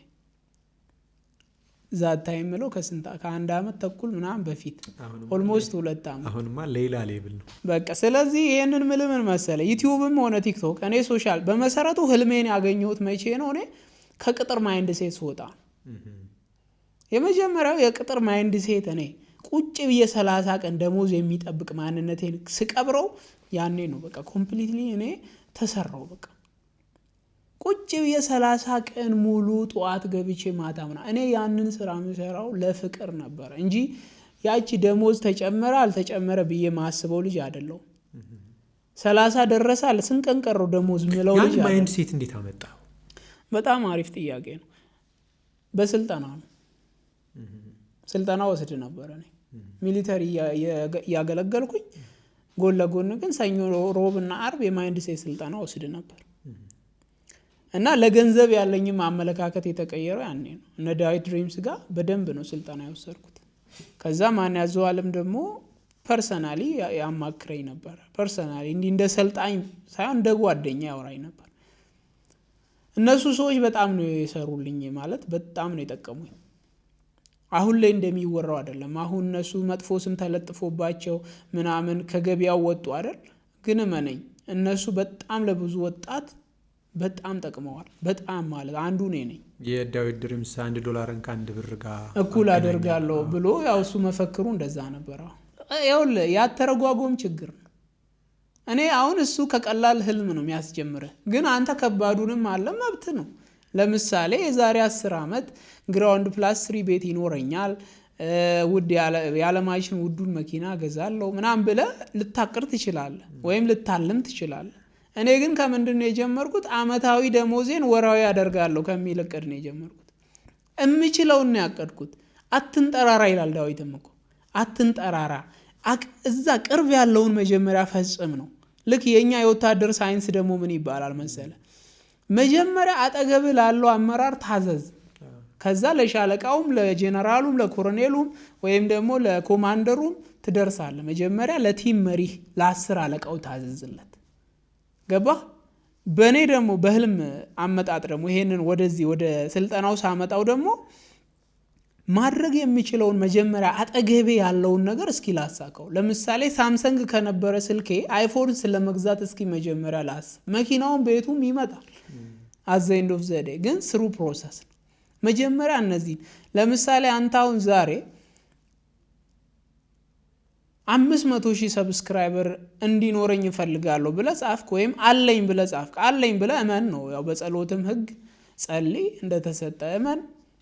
ከዛ ያ ነገር እንደሆነ አድርገህ አስብ፣ ይሆናል ነው። በጸሎት ህግም ማለት ነው። በመጽሐፍ ቅዱስም ከሄድን ምትለምኑት እንደሆነላችሁ አድርጋችሁ ብታስቡ ትቀበሉታላችሁ ነው አይደል? ስለዚህ በስልጠናውም ዓለም ይሄ ነበር። አንተ 500,000 ሰብስክራይበር ከማለት በፊት 100,000ን አሳካ። መጀመሪያ 100,000ን ካጣጣምክ በኋላ ከዛ 200 ይመጣል። 500 ምን ማለት መሰለ? ወደ አዳማ ስትሄድ 100 ኪሎ ሜትሩን ሳይሆን የምታየው መጀመሪያ 100 ሜትሩን። እንግዲህ እኔ 7,000 አካባቢ ሰብስክራይበር ነው አይደል? እንግዲህ ያንተ ዕለት ስንት እንደሚሆን ላልም ወይስ ታልምልኛል? በቃ አሁን በእኔ ቪዲዮ 10,000 ከገባህ በጣም ሰርግ ነው። ሰብስክራይበር ደግሞ ማተር አያደርግም። በዩቲዩብ ቪው ነው። ገብቷል? አንተ ቪው 3 ሚሊዮን ተከታይ ካለው ሰው ጋር እየተፎካከርክ ከሆነ ቪው ሰብስክራይበር ዳዝም ማተር፣ በቃ ቪው ነው። ቲክቶክ ላይም አሁን ካምፓኒዎች የሚያዩት ቪው እንጂ ፎሎወር አይደለም። 100,000 ፎሎወር ኖሮት ከኔ የተሻለ ኢንካም ያገኝ ልጅ አለ እዚህ ቲክቶክ ላይ። 100,000 ነው ፎሎወሩ፣ ቪው ግን ስለሆነ ከኔ የተሻለ ኢንካም፣ ከኔ የተሻለ ብዙ ድርጅቶች መጥተው ከሱ ጋር ዲል ያደርጋሉ። ይሄ ምን የሚሆንበት ምክንያት ምንድነው? በዛ ሰዓት ጥሩ ቪው ያለው ሰው እንጂ በካምፓኒዎች አይን ውስጥ የሚገባው ጥሩ ፎሎወር ያለው አይደለም። ለምሳሌ ዩቲናስ 2.5 ፎሎወር አለው፣ አዶናይ 4 ሚሊዮን ፎሎወር አለው። ኢንዚስ ታይም ሁለቱም ጥሩ ቪው አላቸው አይደለ? የሆነ ሰዓት የአዶናይ ቪው ቢወርድ ወይም የዩቲናስ ቪው ቢወርድ ካምፓኒዎች ወደ ቪው ነው የሚሄዱት እንጂ ወደ ፎሎወር አይሄዱ። ይሄ ፖድካስት ሰዎች አይን ውስጥ እንዲደርስ ማድረግ ከቻልክ አለማቆም ከቻልክ ደግሞ ከምንም በላይ አንተ አታቆሙ። በቪው አይምሮህን አትገድበው። ዛሬ አልታየልኝም እና ወይጭ አትበል። በቃ ይከፍልሃል እግዚአብሔር በታማኝነት ከሰራ። እኔ እንደዛ ነው የሆነልኝ። መለሰ ብርሃኑ ያ መሌ ፌዳው ነው ብዙ ሰው የሚያውቅ። መለሰ ብርሃኑን ማንም ሊይዘው አልቻለም። ባይዘው እኔም መሌ ፌዳው ላይ ነው በደንብ ትኩረት ያደረኩ ይመስለኛል። እና ባርማን ነበር፣ አስተናጋጅ ካፌ ነበር፣ ታክሲ ላይ ሰርተሃል፣ ከዛ ፌዴራል ገባ፣ ቲክቶክ ሆነ፣ ገንዘብ እያገኘ ነው። ከዚህ በኋላ መለሰ ብርሃኑን ወይም መሌ ፌዳውን ሄት እንጠብቀው? እኔ አሁን ባይዞ አንተ የረሳኸው አንድ ቢዝነስ አለኝ። አረ ብር እስቲ ነገር ምንድን ነው? ያው በእኛ ሀገር አጠራር ብሮከር ነው የሚባለው። ድለላው አይቻለሁ። በእኛ ሀገር አጠራር ድለላ ወይም ብሮከር ብለን በእንግሊዘኛ እናሳምረዋለን፣ እናቆለጳጵሰዋለን። ኦብቪየስሊ ሴልስ ነኝ ነው በቃ። ቤቶችን እሸጣለሁ፣ የኮሚሽን ስራ እሰራለሁ። ባይ ዘ ወይ ይሄንን እኔ አሁን በኔክስት ሰዎች እንዲጠብቁ የምፈልገው ነገር ይሄ ካልሆነ ከሁለት አንዱ ነው የሚሆነው። አንደኛው ትልቅ ዌብሳይት ክሬት አድርጌ ሰዎች ህጋዊ የሆኑ ቤቶች ኦፊሻሊ መንግስት ዲጂታል ካርታ የሰጣቸውን ምንም አይነት ማጭበርበር የሌለባቸውን ቤቶች መግዛት የሚችሉበትን ዌብሳይት ክሬት ለማድረግ ኦልሬዲ ፕሮሰስ ላይ ነን። ማለት ከክሬተሮች ጋር ወይ ዲቨሎፕ ከሚያደርጉት ሰዎች ጋር ምናምን እያወራው ነው። ምን አይነት ዌብሳይት እንደምፈልግ ነግሬያቸዋለሁ፣ እንዴት እንደሚሆን። ለምሳሌ አንተ ቤት የምትፈልገው ኮንዶሚኒየም ከሆነ ኮንዶሚኒየምን ለብቻ የሚያሳይ፣ ቪላ ከሆነ ቪላ፣ ቅንጡ G+2 G+3 ምናምን የሚለው ከዛ ባዶ ቦታ ሁሉ ይካተትና አንተ እዛ ላይ ያለውን ጥያቄ እኔ ጋር ሳትደውል ሳትጨቃጨቅ ጥያቄህን እዛው ጨርሰ የመጨረሻ ቦታውን ለማየት ስትፈልግ ብቻ እንድትመጣ የሚያደርግ በቪዲዮም በፎቶም ነው እዛ ላይ የሚጫነው። የሚገርመው ቆይቷል ካየሁ ግን አንድ አመት አልፎታል መሰለኝ። እና እንደውም ጀስት እንደ ማስተዋቂያ የምሰራው መሰለኝ እንጂ ኮሚሽን አለ። ፐርሰናሊ እኔ ራሴ ገብቼበት ነው። መጀመሪያ ለሚሸጡ ልጆች ነበር ማስተዋወቀው። እየገባው ግን ስራውን ሳየው ይሄ ነገር እኔ ብገባበት ሞር ታማኝነት አለኝ፣ ሰው ይወደኛል፣ ሚሊተሪ ነኝ፣ ታማኝ ነኝ፣ ሰዎችን ፋውል ውስጥ ምከትሰው አይደለሁም። ሰው በገንዘቡ ትክክለኛውን እቃ ትክክለኛው ቦታ መጥቶ እንዲገዛ ፈልጋል። ስለዚህ እኔ ትክክለኛው ሰው ነኝ ብዬ ራሴን ወደዛ ቢዝነስ አስገባው። ግን ምንድነው አሁን ኋላ ቀሩ መንግስት ራሱ ዲጂታላይዝድ እያደረገው ስለሆነ ሁሉንም ነገር ራሱ ኋላ ቀር አሰራሮችን እያጠፋ ስለሆነ እኔም ደግሞ ከዘመኑ ጋር መራመድ ስለምፈልግ ዌብሳይት ክሬት አድርጌ ወደ ስራ ለመግባት ነው ማስበው። ይሄ ማስተዋወቀው ቪዲዮ ምናምን ሞር ከዛ ይወጣና ወዴት ይሄዳል? ወደ ዌብሳይቱን ነው ማስተዋወቀው ማለት ነው። በየሄድኩበት እንደዚህ ብላችሁ ግቡ፣ ከዛ የምትፈልጉት ቤት እዛ ላይ ያለላችሁ። መሸጥም የሚፈልጉ ሰዎች እንዲገቡ ነው ባይዘው። ወጣት ሚሊዮነር ብለን እንጥራ። አሁን አይደለም ፊውቸር ሚሊዮነር ግን ማለት ይቻላል። የብሮከር የቤት ብሮከር ስራ በጣም ውጤታማ በጣም በተለይ አሁን ምን መሰለ እንደነገርኩ ነው። አሁን መንግስት ዲጂታላይዝድ እያደረገው ነው። ኤቭሪቲንግ በቃ ሁሉ ነገር በሲስተም እየሆነ ነው አይደለ? ሲስተሙን ደግሞ አንተ ቶሎ ፈጥነህ ከተቀላቀልከውና ህዝቡ ወደሚፈልገው ሳትወድ በግድ ቴክኖሎጂን ትማራለህ። ኢትዮጵያዊ ወደፊት ቴክኖሎጂን ማያቅ ሰው አይኖርም። ለምሳሌ ቴሌብር መላክ በፊት ብርቅ ነበራ። ዛሬ ግን ቴሌብር በተን ስልኩላ ያለው ሰው ቴሌብር እየተጠቀመ ነው አይደል?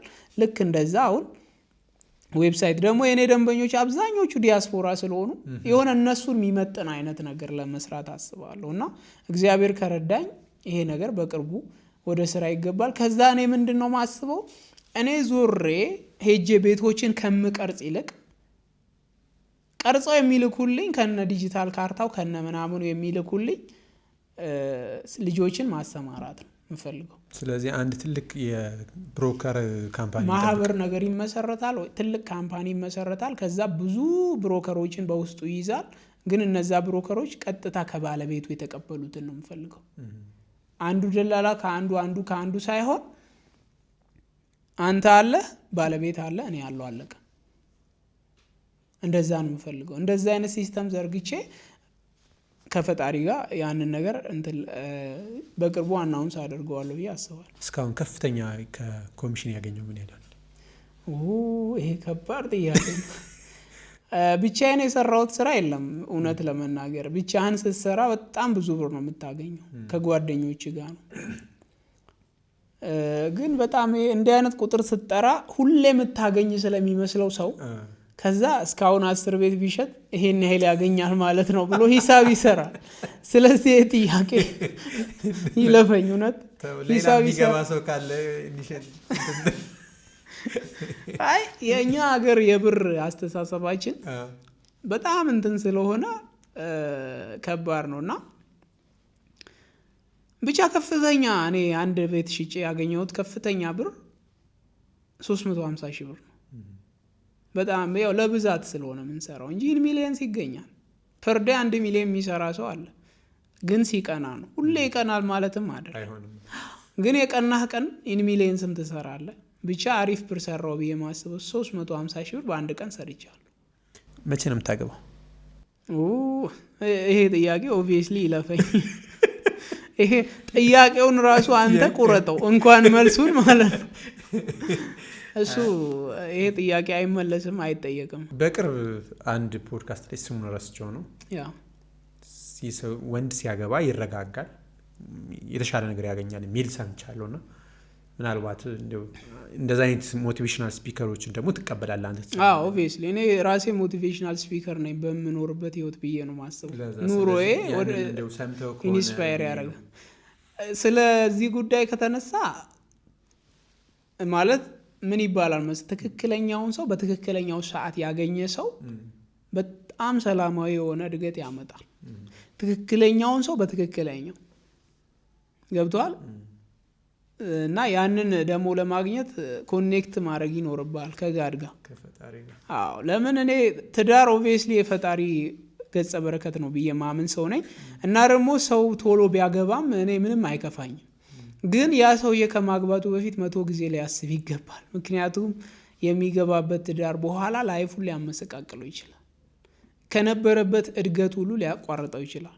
ምናልባት አሁን በቅርብ ቀን ቲጂ ፐርስፔክቲቭ ያነሳቸው ሀሳብ ነበረ።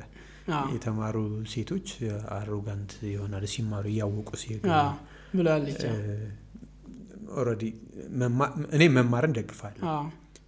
ከተማርክ ታውቃለህ፣ እየተማርክ ስትሄድ እንዲሁም ደግሞ አለማወቅን የምታውቅበት ነው ብዬ አስባለሁና ምናልባት አንተ ከተነሳበት ጉዳይ ከዚህ በፊት ቫይራል ከወጣው አሁን ከትዳሩ ሆነ ከሀሳቡ አንጻር አንድ የመጨረሻ የምትለኝ ነገር? እኔ ቲጂ ካለችው ነገር ስነሳ መነሻችን ምንድን ነው የእሷ ጥያቄ። አሁን እኔ በኔጌቲቭ ወይ ከመረዳታችን በፊት እስኪ እንየው ነው እንዲሁ በጥሬው ስናየው ሀሳቧ አንድ ሴት የምትማረው ለማወቅ የተሻለ ቦታ ለመድረስ ወይም ደግሞ ህይወቷን በተሻለ ነገር ለመምራት ሳይሆን ትረገጫለሽ፣ ካልተማርሽ ትረገጫለሽ፣ ካልተማርሽ እዚህ ጓዳ ትቀሪያለሽ፣ ካልተማርሽ እየተባለች ያደገች ሴት ስትማር ቀጥታ ኢንቴንሽኗ ያንን ነገር ለመቃወም ነው የሚሆነው። ከዛ በኋላ እኔ እኮ ተምሬያለሁ ማንንም አልሰማም ወደሚል አምባገነንነት ይቀየራል ነው ማይንዷ የሴት ገባ። በእኛ ሀገር ደግሞ ምን የሚባል ነገር አለ፣ ገንዘብ ያላት ሴት ካገባ ቦስ ትሆንብሃለች። እንደውም በቅርቡ አይደለም ኦፍኮርስ ከ6 ወር ምናምን በፊት ነው አንድ ልጅ ምን ብላለች፣ በእኔ ሶፋ ላይ የኔን ፒሲ እየጎረጎረ የኔን ፎጣ ለብሶ ተነስቶ ለእኔ ስራ ማገዝ ከበደው ብላ ስታወራ ነበር። እና የኔ የሚለው ማይንድ ሴት ስለሆነች ነው የመጣው። ወንድ ልጅ ሙሉ ሀብቱ የሱ ሆኖ ሴት ልጅ እስከተመቸችው ድረስ በእኔ ኑሮ በእኔ ህይወት አይልም። ወንድ ቢሆን ሴት ስለሆነች ነው የኔ ሶፋ ላይ የኔን ፒሲ እየተጠቀመ የኔን ፎጣ ለብሶ የኔን እንትን የኔ አልጋ ላይ አለች። ይሄ ማይንድ ሴት አለ ነው። ለምን ከኋላ የሆነ የተጎዳ ማይንድ ሴት አለ ሴቶች ጋር። ያንን ያራግፉ ቀን ይለቁታል። ሲጀመር የኔ የሚባል ነገር የለም። ለዛ ይሆን የፈራሁ ማሆን አገባለሁ የሚለው ወዴት አመጣው? ከዚህ ጋር ጭራሽ አይገናኝም ኮምፕሊትሊ ማለት መጀመሪያ ፖሊስ ላይ ማለት ፖድካስት ላይ አንስተህ ማታ ላይ ያገኛትን ሴቷ ጋር የተነሳበት ሀሳብ ነበር። ከዛ በተጨማሪ ያው ይቅርታ የምንጠይቅበት ነበረ። አሁን ደግሞ የተረጎሙበት መንገድ ነው ይቅርታ ያስጠየቀኝ። አሁን ደግሞ ሳነሳለህ እስቲ የምፈልገውን ሳገኝ ምናምን ስትለኝ አይ እንደነገርኩ ነው የዛን ሰዓት ይቅርታ ያስጠየቀኝ እነሱ የተረጎሙት ትርጉሙ ጥሩ አይደለም። እንደገና ደግሞ ተቋሙ ተወቀሰ በኔ። እኔ ደግሞ ተቋሜ እንዲወደስ እንዲመሰገን እንዲወደድ ምፈልግ ልጅ ተቋሜ ሲሰደብ ዝም ማለት የለብኝም። ይቅርታ ፐርሰናል ነው ያጠፋሁት፣ ፐርሰናሊ ይቅርታ ብያለሁ ብዬ ጠየቅኩኝ ነው እንጂ ከዛ ጋር እኔ ጨርሻለሁ። እሺ የምታነሳው ቀረ ብለህ የምታስበው ካለና የምታስተላልፉ ነገር ካለ እድሉ ልስጥ። እኔ ምንም ቀረ ብዬ የማስበው ነገር የለም። ያው እግዚአብሔር ይመስገን ዛሬ እዚህ ጋር ፖድካስት ራሱ አንተ ደውለህ ራሱ እንድጠራኝ ያደረገኝ መጀመሪያ እኔ ፈጣሪ ስለወደደኝ ነው። ገባ? እኔ አንድ ሰው ከመፈመሱም ቢዝነስም ከመጀመሩም ከምኑም በፊት ከፈጣሪ ጋር ኮኔክት ሊያደርግ ይገባል ብዬ ማምን ሰው ነኝ። ያንን ኮኔክሽን ካላገኘ ይሰራል ፌል ነው፣ ይሰራል ፌል ነው፣ ይሰራል ፌል ነው። እስኪ መጀመሪያ ወደ ውስጣችን ተመልሰን ከፈጣሪ ጋር ኮኔክት እንዴት ነው እሱን ማድረግ የምንችለው? የመጀመሪያው ይቅርታ ነው። በቃ የበደሉንን ይቅር ማለት ገባ? አሁን እኔ ሰላም የሚሰጠኝ ነገር ምንድን ነው? ሁሌ በህይወቴ ሲኖረኝም ሳይኖረኝም በማዕበልም በጸጥታም ውስጥ ሆኜ ሁሌ ደስተኛ፣ ሁሌ ስቄ፣ ሁሌ ተጫውቼ ሚዲያም ላይ ስመጣ ፈገግ ብዬ የምታየው ከአምላኬ ጋር ሰላም ስለሆንኩ። እሱንም ሰላም ያገኘሁት ደግሞ ያስቀየሙኝን ሰዎች ይቅርታ በማለት የበደሉኝን ይቅርታ በማድረግ ገባ? የጠሉኝንም በመውደድ ጭምር ነው። ያንን ኤክስፔሪንስ እያረኩት ስለመጣው ነው እንጂ እግዚአብሔርን ነው የምልህ። እኔ እዚህ ጋር መቀመጥ አይገባኝም። እንደ መድኃኒዓለም ቸርነት ባይሆን፣ እንደሱ ይቅርባይነት ባይሆን፣ እንደሱ መሐሪነት፣ እንደሱ ተቀባይነት ባይሆን እኔ ከኋላ የምሰራውን ነገር እግዚአብሔር ባይከልልልኝ ኖሮ እዚህ ጋር ተቀምጬ ማውራት፣ እዚህ ጋር ተቀምጬ አንተ ጋር ፌስ ቱ ፌስ እንደዚህ ከ1 ሰዓት በላይ መነጋገር አይገባኝም ነበር። ግን ገመና ከታች ነው እግዚአብሔር። ገባ? እግዚአብሔር በቃ እንደ ሰው አይደለም። በጣም ብዙ ነገርን ከቨር ያደርግልሃል። እኔ አልገባህም በቃ ምን አይነት ህይወት ውስጥ እንደነበርኩኝና ግን ሁሌ የምለው ነገር አለ። እግዚአብሔር ሲወድ ሰው ይወድሃል። እግዚአብሔር ፍቅሩ የሚገልጽልህ በሰው ነው። እኔ 700,000 ሰው የሚከተለኝ ሰው ሆኜ አይደለሁም። 700,000 ሰዎች ፎሎ የሚያደርጉኝ እነሱ ተገብተውኝ አይደለም። ገባ? ግን እግዚአብሔር በቃ ቸር ስለሆነ እንዲሁ በቸርነቱ በጸጋው እንጂ በጭራሽ። ግን እኔ ኤክስፔሪንስ እንዲያደርጉት የምፈልገው አንድ ልምምድ አለ። ከትላንት ማንነታችን ዛሬ አንድ ስቴፕ ለመሻሻል መሞከር አለብን። ገባ? ትላንትና ማትጸልይ ከሆነ ዛሬ ለመጸለይ ሞክር። በቀን አንዴ ለመጸለይ ሞክር። ከዛ ትላንትና ከጸለይክ ደግሞ ዛሬ እስኪ ለመድገም ሞክር። ጠዋት ማታ ብቻ ከሆነ የምትጸልየው ጠዋቷንም ለመድገም ሞክር። ገባ? ከዛ ደግሞ በጸሎት ውስጥ አንድ ምዕራፍ መጽሐፍ ቅዱስ ለማንበብ ሞክር በየቀኑ። የእግዚአብሔር ቃል በቃ እያደሰ ነው የሚያመጣ፣ እያደሰ እየሰራ ከብዙ ነገር ጠብቆኛል። እኔ ማለት ማመስገን፣ እግዚአብሔርን ማመስገን እንዲህ አይነት መድረክ ሳገኝ እግዚአብሔርን ከፍ ማድረግ ስለምፈልግ ነው። ለምን በቃ እኔ ሲጀመር ክሬዲቱን የምሰጠው ለፈጣሪ ስለሆነ እኔ ስለሰራው እኔ ስለደከምኩ ምናምን አይደለም። የእኔ ደግሞ የፎሎወር እድገት እንዳለ የበረከት ነው፣ እንዳለ የፈጣሪ ቸርነት እንጂ እግዚአብሔር በሚያውቀው ከእኔ የተሻለ በጣም የሚደክሙ ልጆች አሉ፣ ግን ፎሎወር በልጣቸዋል። ይሄ የሆነው ፈጣሪ ዝም ብሎ ስለሚባርከኝ ነው። ሁሌ ግን ስወድቅም ወደ እሱ ስለምሮጥ ነው፣ አልወድቅም ማለት ስላልሆነ። በኃጢአት ስወድቅም ወደ እሱ ነኝ። የሆነ ነገር አደራ ለሱ ነው የምሰጠው። የሆነ ነገር ሀፕን ያርግ አደራ ለሱ ነው የምሰጠው። በዚህ ፖድካስት እንኳን ከመምጣቴ በፊት ጀስት በቃ ፖድካስቱ እንኳን በመልካም እንዲተረጎምልኝ ወደ ፈጣሪ ጸሎት አድርጌ ነው የመጣሁት። ለምን ክፋት ከፈለገ ሰላማዊ ወሬ ወደ ክፋት ይቀየራል። አገኘኝ የምልህ እንደዛ ነው። እና ተርጉሞ የሚሰሙት ሰዎች በመልካም እንዲተረጉሙት ትጸልያለህ። አንተም አታውቀው፣ ህዝብም አያውቀው፣ እኔና እግዚአብሔር ብቻ። ዳዊት የሚለው በፊትም ኃጢአትን አደረግኩ ነው። በእግዚአብሔር ፊት ኃጢአት የሰራ ነው ብዙ ነው፣ ግን የሰራሁት ብዙ ነው። ግን ህዝቡ የሚያውቀው መሌ ፌዳውን የሰው የሚያቅፈውን የፍቅሩን ከጀርባ ያለው በቃ እሱ የኋላው ይወጣ በድንጋይ አይደለም በደማሚት ነው የምትበትነኝ ገባ እና ከቀን ወደ ቀን ማደግ አለበት የህይወታችን ፓዝን እያሳደግን ነገ ከነገ ወዲያ በቃ ራስ ላይ ለመስራት ሁሌ አዲስ ሰው መሆን ያስፈልጋል እና ደግሞ ለመተግበር መሞከር አሁን የአክሽን ሰው ስላልሆነ ነው ባይዘው የደከምነው ለመተግበር መሞከር በጣም በጣም ለህይወት መማር አለኩ በጣም አመሰግናለሁ ምንም ችግር የለውም እኔ ነኝ ማመሰግነው እውነት ለመናገር እግዚአብሔር ይስጥልኝ አክብረኝ ስለመጣ በሌላ ጊዜ ደግሞ ሌላ ስራ ላይ የተሻለ ነው እንገናኛለን ብዬ አስባለሁ ቴንክ ዩ ሶ ማች እኔ ማክብራችሁ ስለጠራችሁኝ በጣም በጣም አመሰግናለሁ እንግዲህ ፖድካስቱን የምንወደው ያድርገን ነው ይባላል አሜን አሜን ተመልካቾቻችን የምንይሉ ፖድካስት እስካሁን የተመለከታችሁት ይመስል ነበር ሼር ላይክ እና ሰብስክራይብ በማድረግ ለሌሎችም በማጋራት አብራችሁ እንድትሆኑ ወዳጅነታችን እንድናጠናክር እጠይቃችኋለሁ ፕሮግራማችን እዚህ ላይ ይጠናቀቃል ቀጣይ ሳምንት በሌላ እንግዳ እንገናኛለን